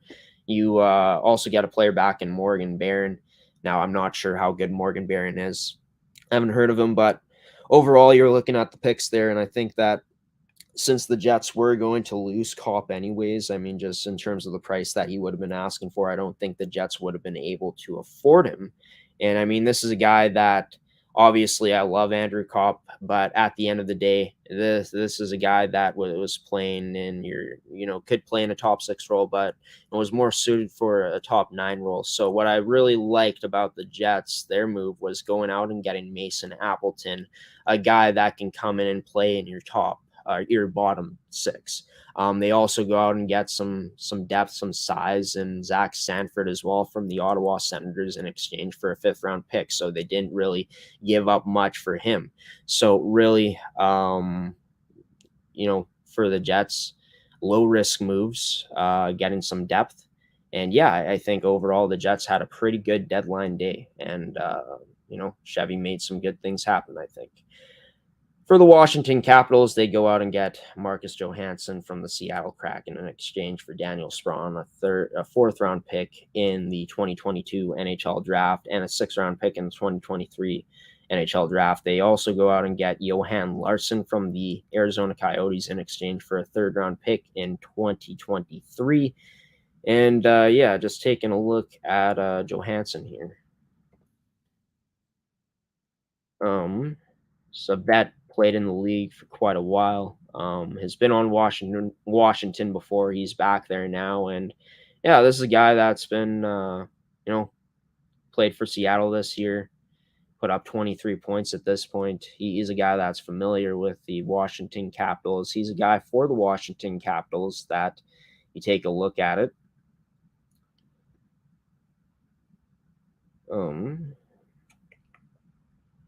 Yeah, you got him playing on the top line now. So he's familiar with these guys. I mean, he's played with these guys before. You go out and get a guy that's familiar to the team. Obviously, coaching changes throughout the year. But yeah, Marcus Johansson, even though he's taking a look at him, he's 31 years old now. He's only making $750K, right? So former first rounder gets sent to the Washington Capitals. But overall, the Washington Capitals didn't make any big splashes this trade deadline. For the San Jose Sharks, they go out and get Kaapo Kähkönen and a 5th-round pick from the Minnesota Wild in exchange for defenseman and Jacob Middleton. And taking a look at Kähkönen, I mean, this is a young goaltender. And this is a young goaltender who, throughout his career so far, has posted a .907 save percentage, a .289 goals against average, 2 shutouts in 54 games played. He's 51 games started. He's 31, 17, and 4 on his career. And yeah, for San Jose, you just go out and you get a goaltender that is young and potentially a goaltender that, could be good for them throughout his career with San Jose. I mean, for San Jose, what you gave up for him, you gave up a 5th-round pick and a defenseman in Jacob Middleton. So definitely thinking that San Jose might have got the best player in this deal here coming up. That went down. Sorry. They got the best player in that deal. So for San Jose, not a bad move for them, for sure, especially with their goaltending situation. Taking a look at their goaltending at this point for San Jose. I mean, who's starting for them right now? You got James Reimer, who is up there in age and ideally isn't the starter you want. So potentially Kaapo Kähkönen, could he become the starter as his career goes along here in San Jose? Will be interesting to see. But for the Seattle Kraken, they were pretty busy. They ended up acquiring a forward in Victor Rask from the Minnesota Wild in exchange for future considerations. Of course, they were also, just taking a look at it, acquiring other pieces like Daniel Sprong, a 4th-round pick from the Washington Capitals. They also acquired a 4th-round pick for Mason Appleton from the Jets. What else happened here for Seattle? Let's take a look. They also were able to get a bunch of draft picks back for Mark Giordano and Colin Blackwell. And for, Seattle just in general, adding a lot of draft picks, adding some pieces. A guy in Victor Rask, who, taking a look at Victor Rask,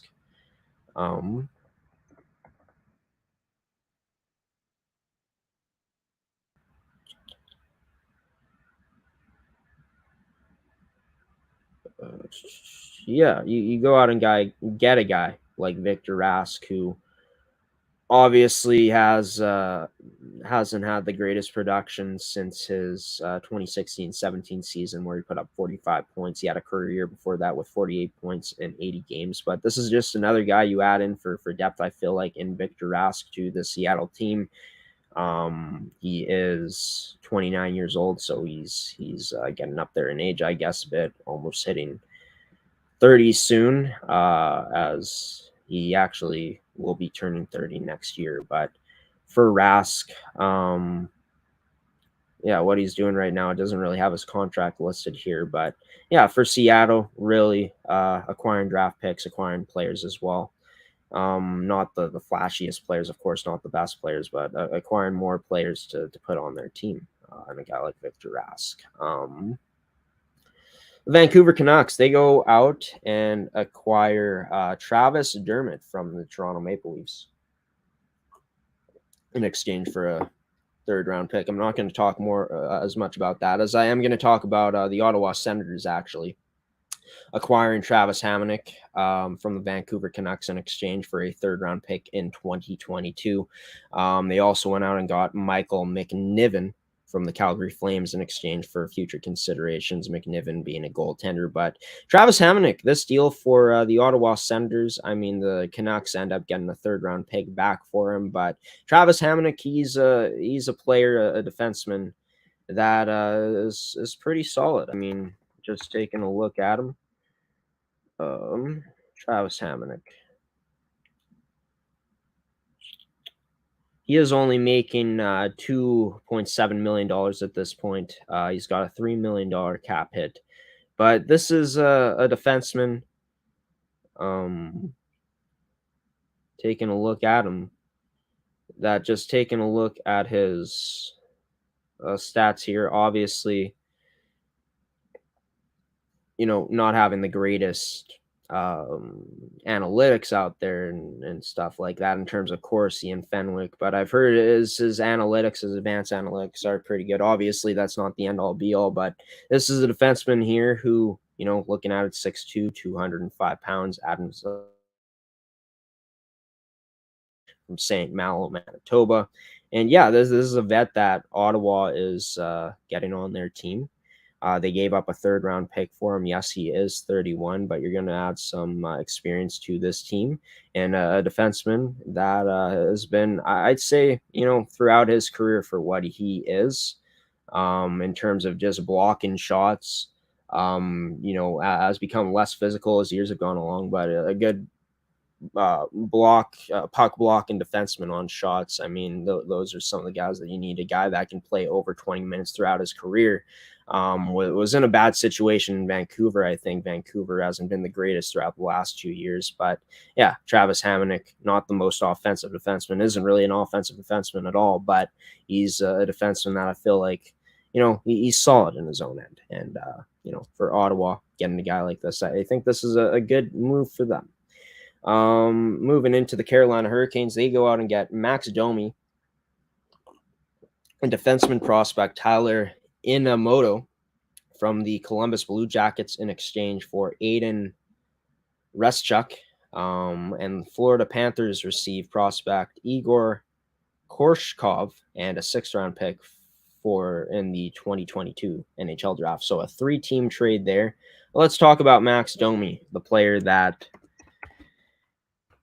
the Carolina Hurricanes have on their team now. Still young, 27 years old. Obviously getting up there in age a bit. But, this season on Columbus, putting up 32 points. This is a guy before that's put up 72 points in Montreal.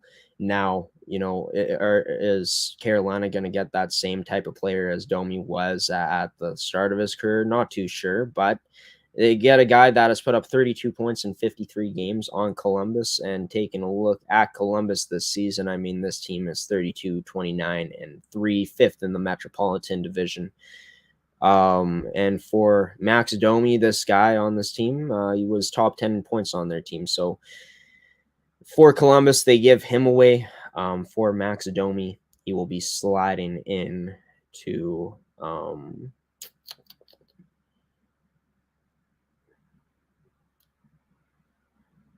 he'll be sliding.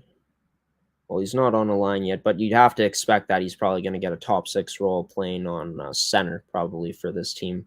But they are pretty loaded at center, so it will be interesting. Would they ever move him to the wing? I'm not too sure. He's actually a left wing, sorry. So they get a left winger in Max Domi, and you add some skill to your lineup. I mean, Max Domi putting up 32 points in 53 games so far this season for the Columbus Blue Jackets. For, looking at this trade, looking at what Carolina gets, able to get a guy who, before his years in Columbus, was very good at controlling the puck in terms of his Corsi and his Fenwick as well. So Carolina obviously looking to get a player like that. And for Max Domi, he's going into a situation where there's not as much pressure on him. I feel like, not to say there was as much pressure on him in Columbus as there was in Montreal, but you go to Carolina, you play on a good team, playing around such talent. When you're not expected to do as much, you're going to play on some, just looking at this team, have to think he's going to play on those in the bottom six. Will be interesting to see, but you're going to have less pressure, and let's see if Domi can again, potentially return to his form. It will be interesting to see. But moving into the Dallas Stars, they go out and get Scott Wedgwood and Vladislav Nemesnikov. For the Nashville Predators, they go out and get Jeremy Lauzon from the Seattle Kraken in exchange for a second-round pick in 2022. They also go out and get Alex Biega from the Toronto Maple Leafs in exchange for future considerations for the Devils. They go out and get Andrew Hammond from the Montreal Canadiens in exchange for Nate Schnarr.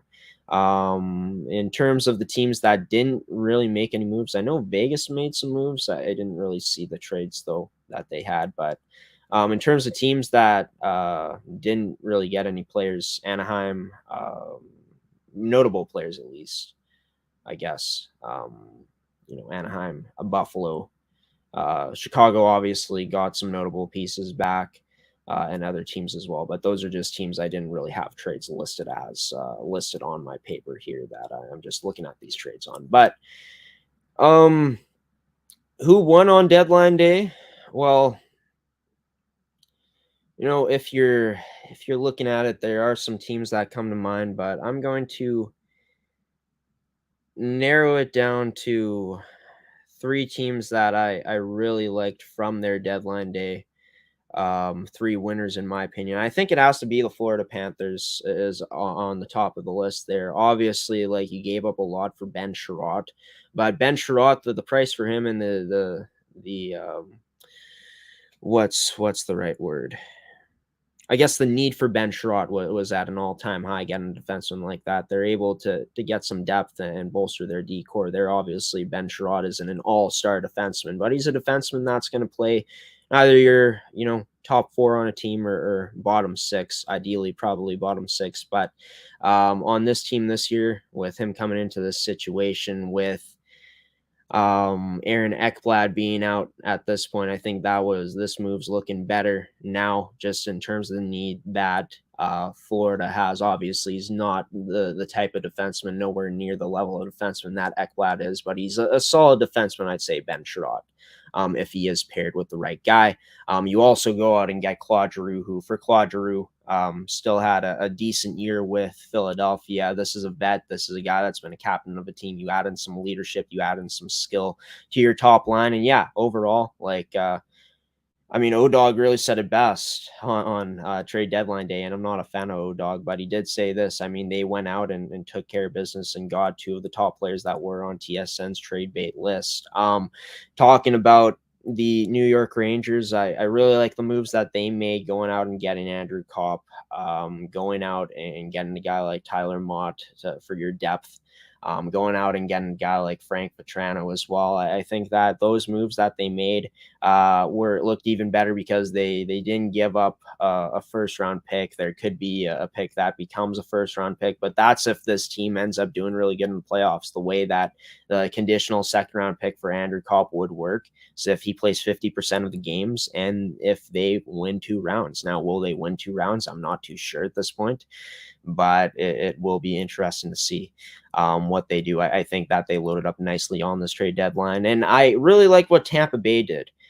Obviously, you gave up a lot for Brandon Hagel and Boris Tkachuk and Taylor Radish and 2 conditional first-round picks, but that's the price you got to pay here at the deadline for players if you want to go out and get your player.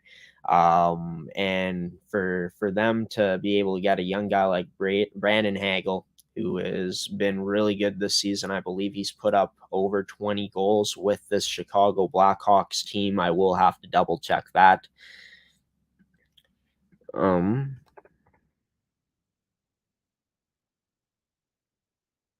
Let's take a look.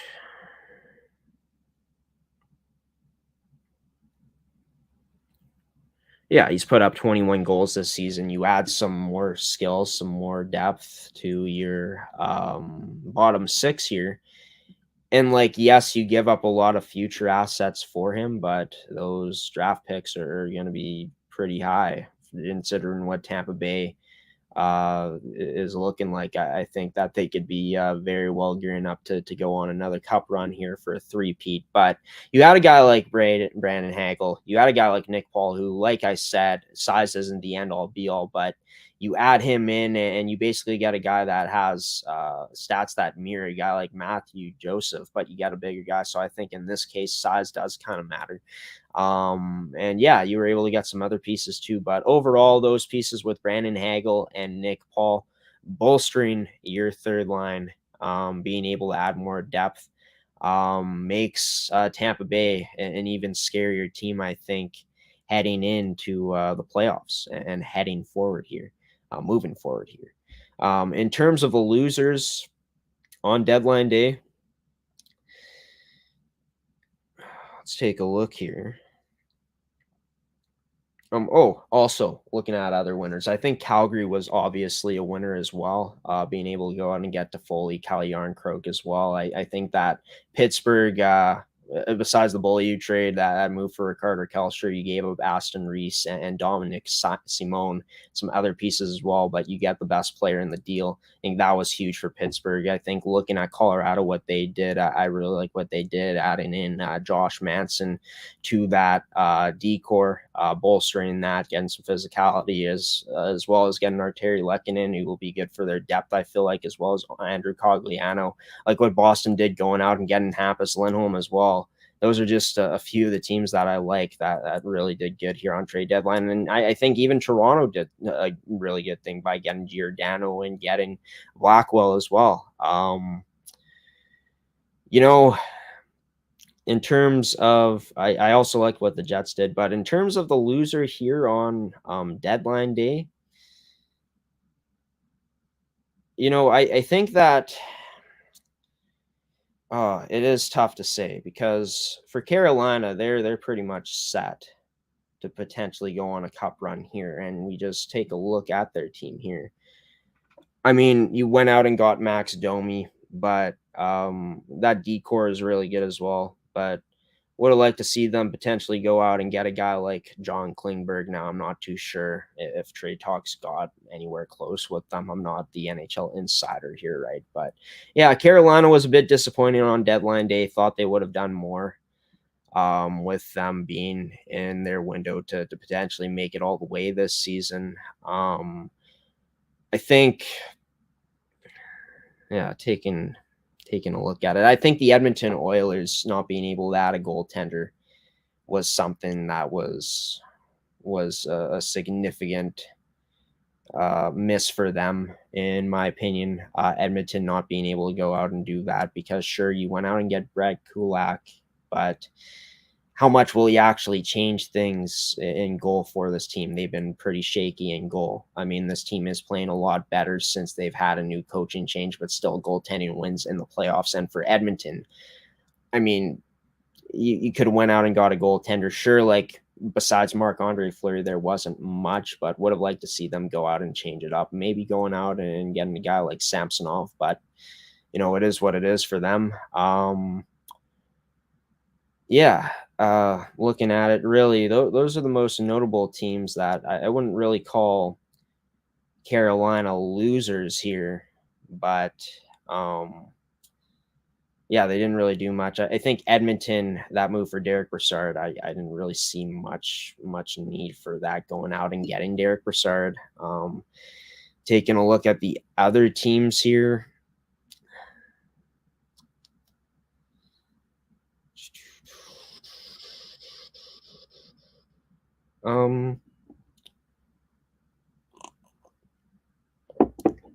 I mean, most notably, I think a team that was disappointing was the Edmonton Oilers during this trade deadline, in terms of them not going out and getting a goaltender. Of course, like, I don't know if they wanted Fleury or not, but maybe Fleury didn't waive his no move clause, his no trade clause, didn't want to for Edmonton. But Edmonton, there were still goaltenders available. Obviously, like, these aren't like amazing goaltenders out there that are like, I'm trying to think of the words. Obviously, like, maybe they didn't feel like they get a significant upgrade, but I feel like adding a guy in to upgrade, I think like anybody, a lot of people would be an upgrade from Mikko Koskinen at this point. But yeah, it's going to do for the NHL portion of this edition of Rise and Shine Manitoba.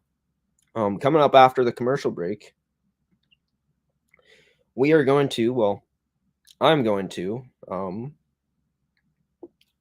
just trying to, a bit of indigestion, but next up, I'm going to be talking about some of the moves that have been made in the NFL offseason so far, as well as March Madness, how that's been going so far, as well as talking about swimming, my experience doing that. That's coming up next here on Rise and Shine Manitoba. Stick around, everybody, for more after the break.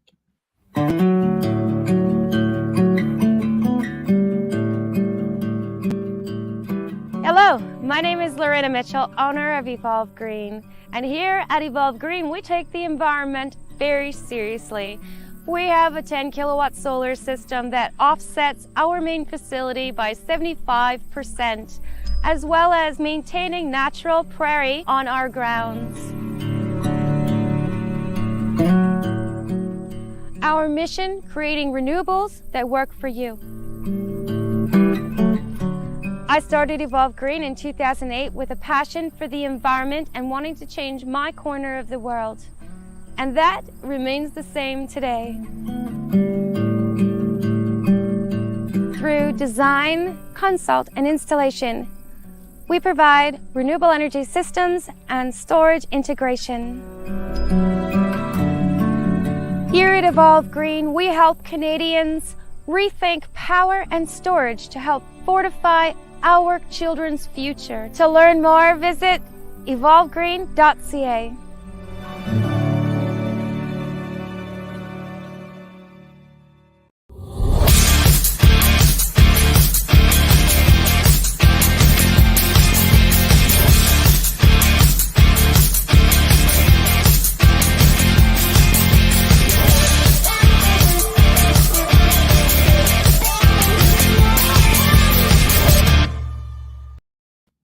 Welcome back to Rise and Shine, everybody. It's time now to continue Graeme's opinion.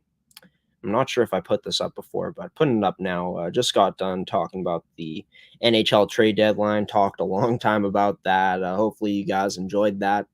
Leave a like and a comment if you did, or a reaction if you are watching on Facebook. Also talk about the Winnipeg Jets, their most recent performances. And yeah, now talking about the NFL offseason here, what's been going down. And we will be taking a look at it now. NFL off-season moves. So yeah, there's been a lot of movement here throughout. Just taking a look at some notable moves here that have happened. Marcus Williams going to the Baltimore Ravens, a safety, signing for a 5-year, $70 million contract that includes $37 million guaranteed per Ian Rappaport. Obviously, Baltimore upgrading at their safety position, upgrading on their secondary there. Taking a look at the biggest move probably so far, besides moves like Russell Wilson and Devontae Adams going to the Las Vegas Raiders. Sorry, not the Oakland Raiders, but the Las Vegas Raiders. But Deshaun Watson getting acquired in a trade. It's finally happened with the Cleveland Browns, and this was interesting because there was reports that came out at first that Deshaun didn't want to go with the Cleveland Browns, and then it was only down to the Saints and the Atlanta Falcons. But then at the last minute, he ended up announcing that he would be in Cleveland Browns. So for Houston, they ended up trading Deshaun Watson along with a 2024 6th-round pick in exchange for 3 first-round picks from 2022 to 2024. So from this year all the way up until 2024, a 3rd-round pick in 2023, and 2 4th-rounders in 2022, 2024.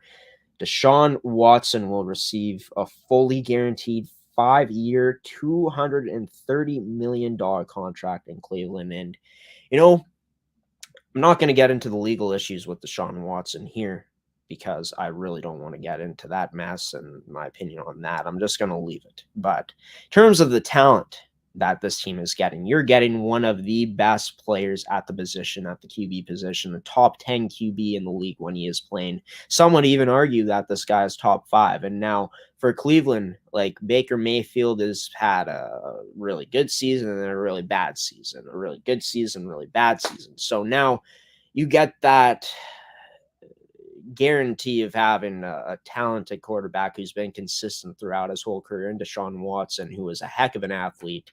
The talent that Cleveland has, Deshaun Watson, I feel like he'll thrive with Cleveland. You'd have to think, assuming that he is actually able to play.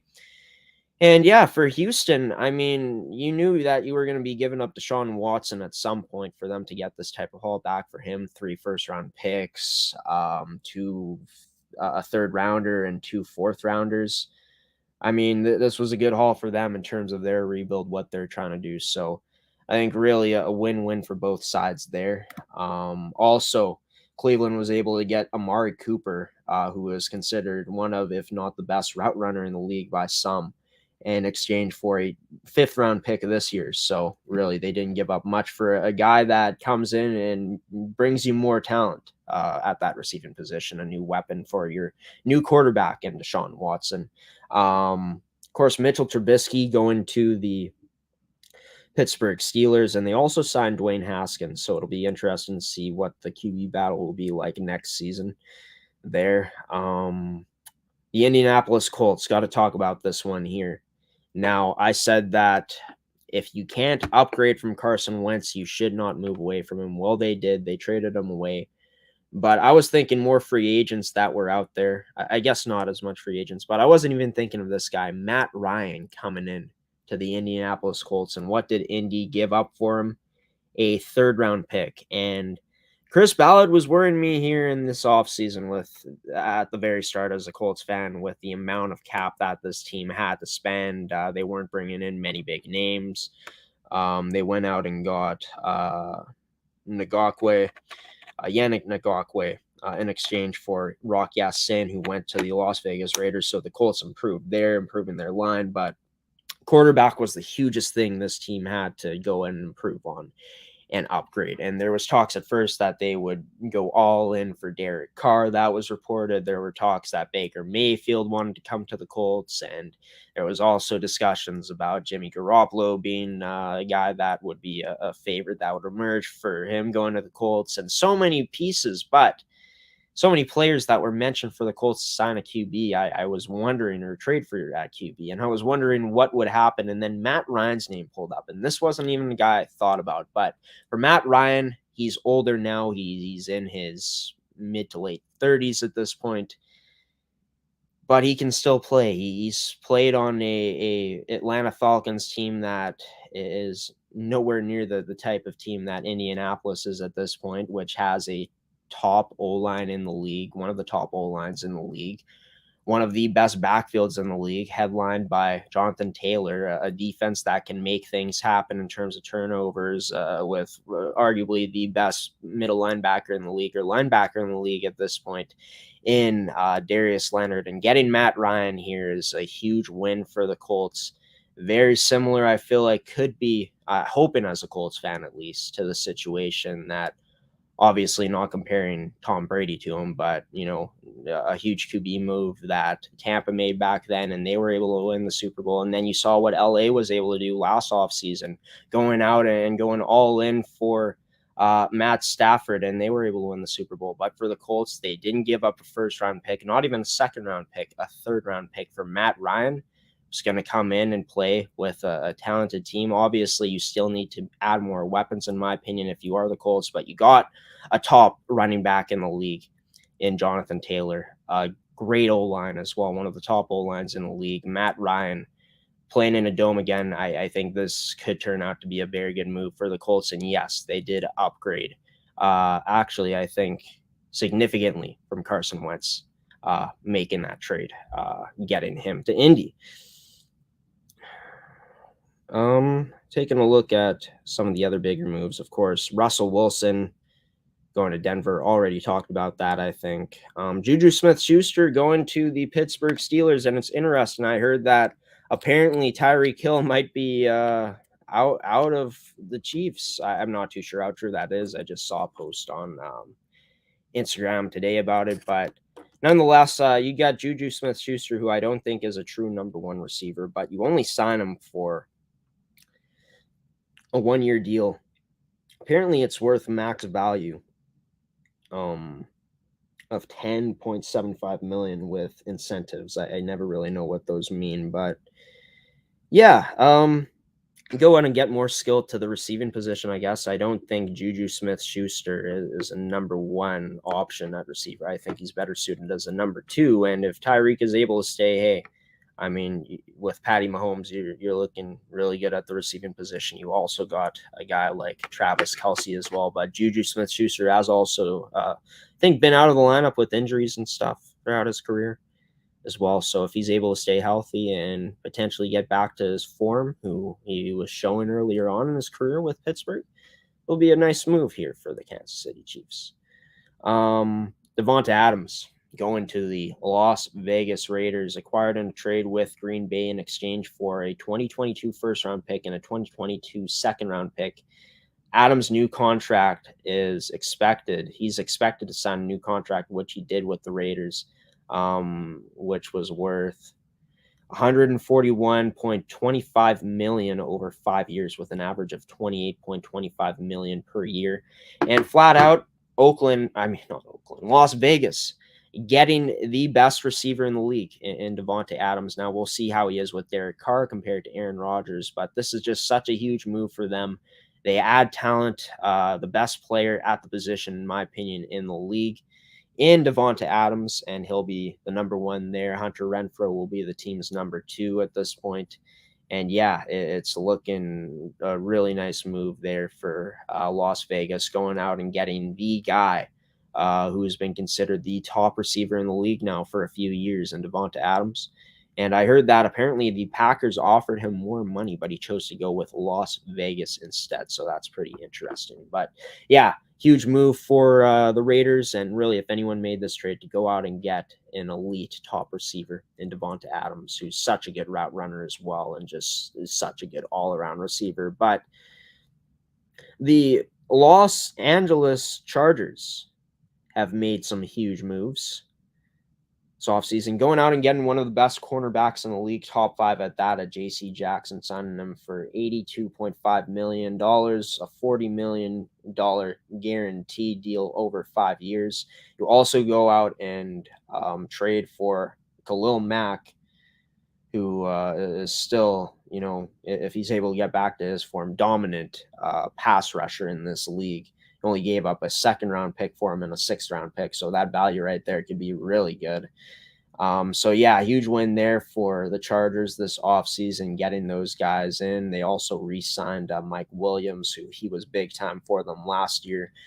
And yeah, looking at other teams here, of course, the Commanders went out and traded for Carson Wentz. What else? Oh, yeah, the Minnesota Vikings going out and getting a Darius Smith for $42 million for 3 years, max value apparently $47 million, improving their line there. Of course, Darius Smith has been one of the best defensive players for the Packers. Pretty sure he ran into some injury troubles this past season, but nonetheless, they upgrade there. Atlanta going out and signing Marcus Mariota. Interesting there. He's only making $6.75 million in 2022. Signed a 2-year deal. He's due a $3 million roster bonus on the 5th day of the league year next March, apparently. What else do we got here? Oh, yeah, Tom Brady coming out of retirement, which is pretty crazy. 2 months after he retired, and he was sick of it. But for the Tampa Bay Buccaneers, I mean, they get there. They're still going to be contenders for the Super Bowl with Tom Brady, who played absolutely unbelievable this season for the age he was at. So look out for Tampa Bay again next season. And yeah, one more huge move to talk about here, I guess, would be from the LA Rams for Odell Beckham Jr.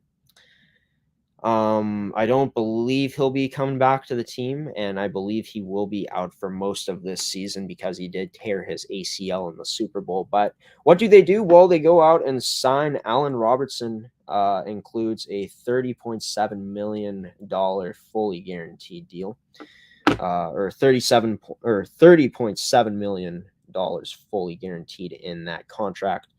And for Allen Robinson here, we'll take a look at his stats.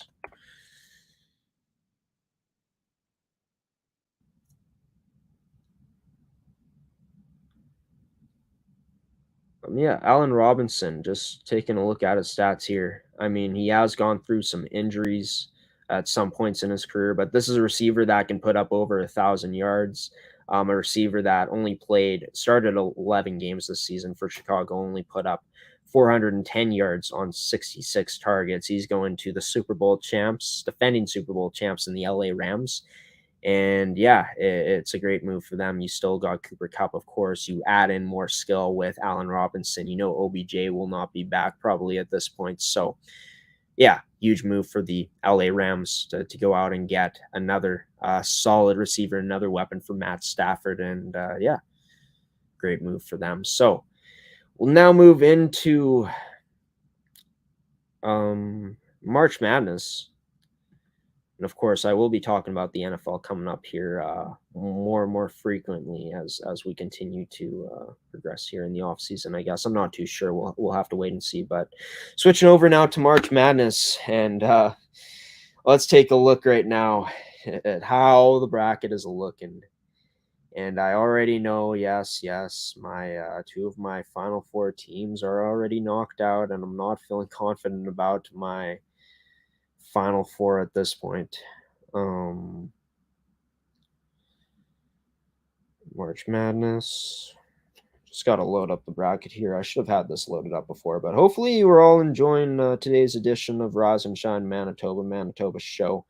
And let me know, because I will work my hardest to cut this down if you guys really want. I know that on Graham's opinion, really, I do take quite a long time to talk about stuff, but I do like to talk about quite a bit. I will see if there is a way, if I can, dumb it down a bit here going forward. But we'll see. We'll have to see here the bracket challenge. I'm trying to get it on here. The bracket I made last week. Here we go. Men's Tournament Challenge. Gotta log in.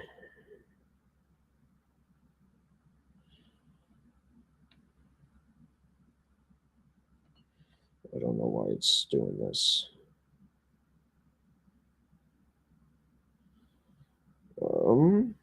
I haven't even looked at my bracket because I'm honestly horrified to look at it.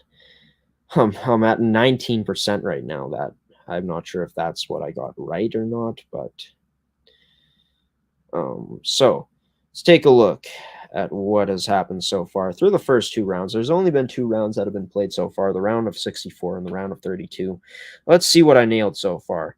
Gonzaga, they're going to the Final Four for me and also going to the national championship. They were able to beat Georgia State in the first game and also move through against Memphis. I had those 2 matchups right. I had Gonzaga going up against Memphis. I had Memphis beating Boise State, and then I had Gonzaga beating Memphis, which ended up happening. For this matchup right here, honestly, this bracket looks pretty good for the first 6 matchups in the round of 64 here. I had Arkansas beating Vermont, which they did. They are the 4th seed. I also had New Mexico State beating UConn, which they did. New Mexico State was the 12th seed. But then I had New Mexico State moving on against Arkansas, and Arkansas was able to come out with the win. So that was my first pick wrong in terms of just looking near the top of the bracket. But Notre Dame and Texas Tech, I had both of those matchups right in the first round, but I had Notre Dame moving on to the next round. Kind of thinking for the upset story there, but Texas Tech was able to move through. I had Davidson taking out Michigan State. They ended up losing by only 1 point, but I got that one wrong in the first round. I had Duke advancing to the next round, and they did. And Duke, I had them moving on no matter who they played, Michigan or Davidson. I had them moving on against Davidson, but they were able to move on against Michigan State. For Baylor, I had them moving on to the next round. And I also had North Carolina losing, and I had Marquette in the first matchup. So I got that wrong. And then I had Baylor moving on against Marquette, but it ended up being North Carolina who they played. And North Carolina was able to oust the defending national champions with a score of 93-86. So congrats to that program right there. I picked Indiana and Akron, and these I both got wrong. Indiana lost by quite a bit to St. Mary's, 82-53. UCLA won in a close one against Akron, 57-53. But then UCLA was able to beat and actually dominated St. Mary's on the scoreboard, 72-56 in that next game. I had Texas beating Virginia Tech, which happened, Purdue beating Yale, which happened, and then Purdue ended up taking out Texas, who I don't know why I put them in the Final Four. I don't know what I was doing, to be honest, but Purdue was able to beat them 81-71 in round of 32. I had Murray State moving on, 92-87 against San Francisco. They won. My apologies, folks. I got it. Excuse me, my voice is getting a bit raspy here because I've been talking quite a bit, 2 hours into the broadcast right now. But Murray State was able to beat San Francisco 92-87, and here was the biggest upset of the tournament to this point. Kentucky, I had them winning. I'm sure a lot of people did, but I know a lot of people had this upset as well. St. Peter's on St. Patrick's Day winning against Kentucky, and then St. Peter's also beat Murray State in the next round, so they are into the round of 16. Arizona ended up winning both their games. I had them in both their games. I had Seton Hall beating TCU, but TCU was able to make it through. TCU almost completed the upset against Arizona, but they were unable to. I had Houston making it into the next round, and I had Chattanooga almost had the upset against Illinois. It was so close. They only lost by 1, but no matter what, I would have had Houston moving on to the next round. Michigan and Tennessee, I had both of those right, but I had Tennessee beating Michigan in the next round, which Michigan was able to win. Ohio State beated Loyola Chicago, which I had Loyola Chicago winning that, and my national champion, Villanova, able to make it through to the round of 16 after beating Delaware in the round of 64, 80-60, and 71-61 victory in the round of 32 against Ohio State. So Villanova is still alive. Kansas has won both their games so far. They went up against Creighton. I had San Diego State winning that, but Creighton did, and then I got it right with Kansas going through. I had Iowa beating Richmond, but Iowa ended up losing in the first round. And I know a lot of people, I heard some people had them as their national champions, so tough scene there. Providence was able to go through. And did I have Iowa going further as well? No, I had Providence moving into the next round, which they ended up doing. I think. Let's see.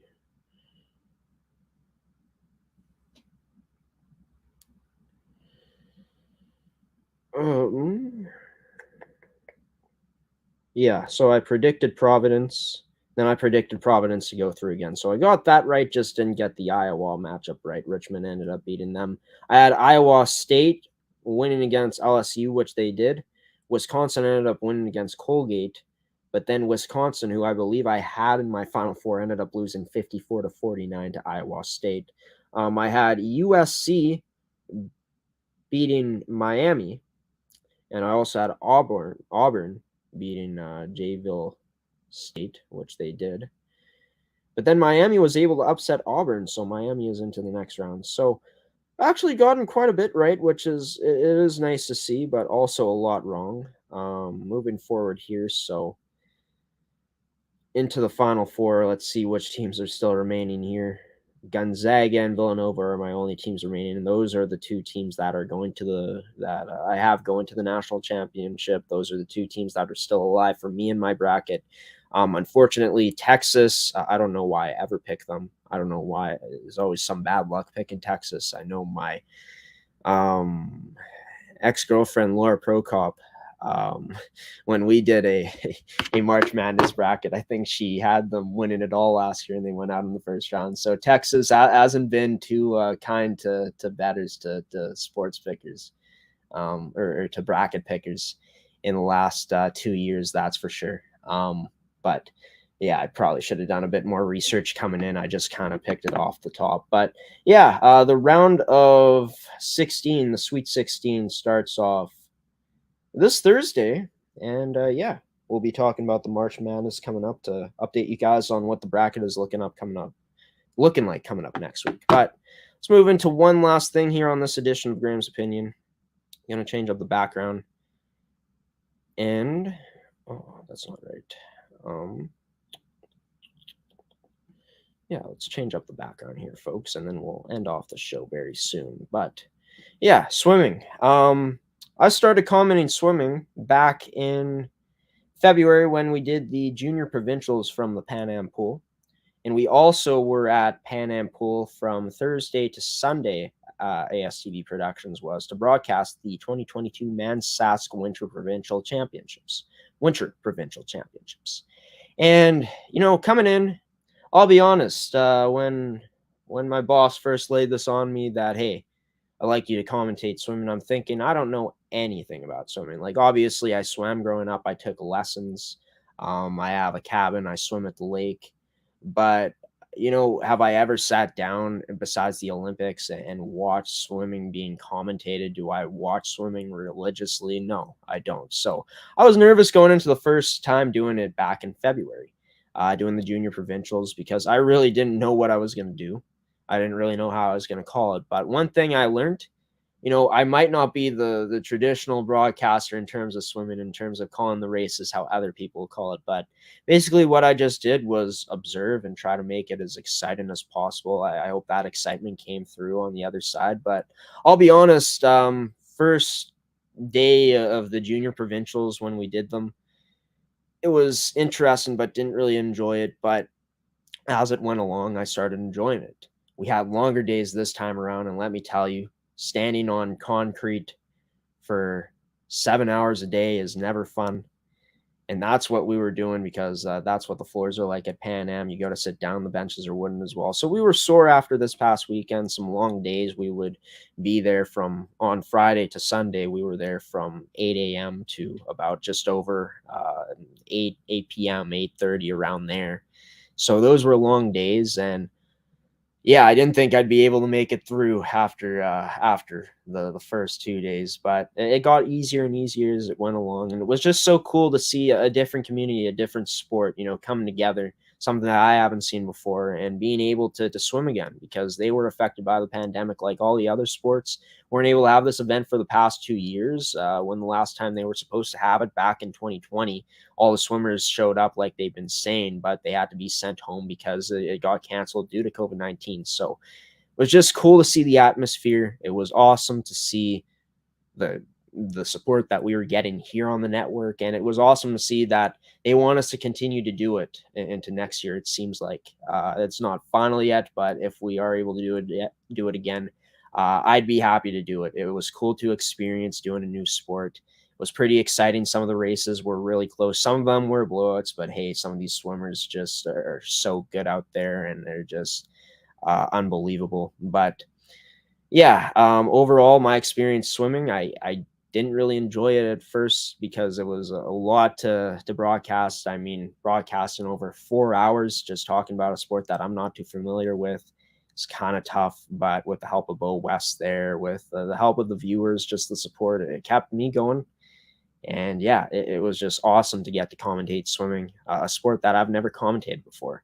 and getting pretty excited out there too, calling races, trying to give it as much enthusiasm as possible. And like I said, I might not be the traditional swimming commentator where I'm throwing out a bunch of terms. I really just observed and said who was in the lead and if these swimmers were closing in these races on the other swimmers and stuff like that. But I hope that everyone enjoyed it. It seemed like there was enjoyment from people watching it, and that's great. That's what it's all about. If you're able to enjoy what we're doing, what I'm doing, it just makes it all worth it. And I want to thank you all who tuned into the ManSask championships on the network for 4 days, or whenever you tuned in within those 4 days for tuning in.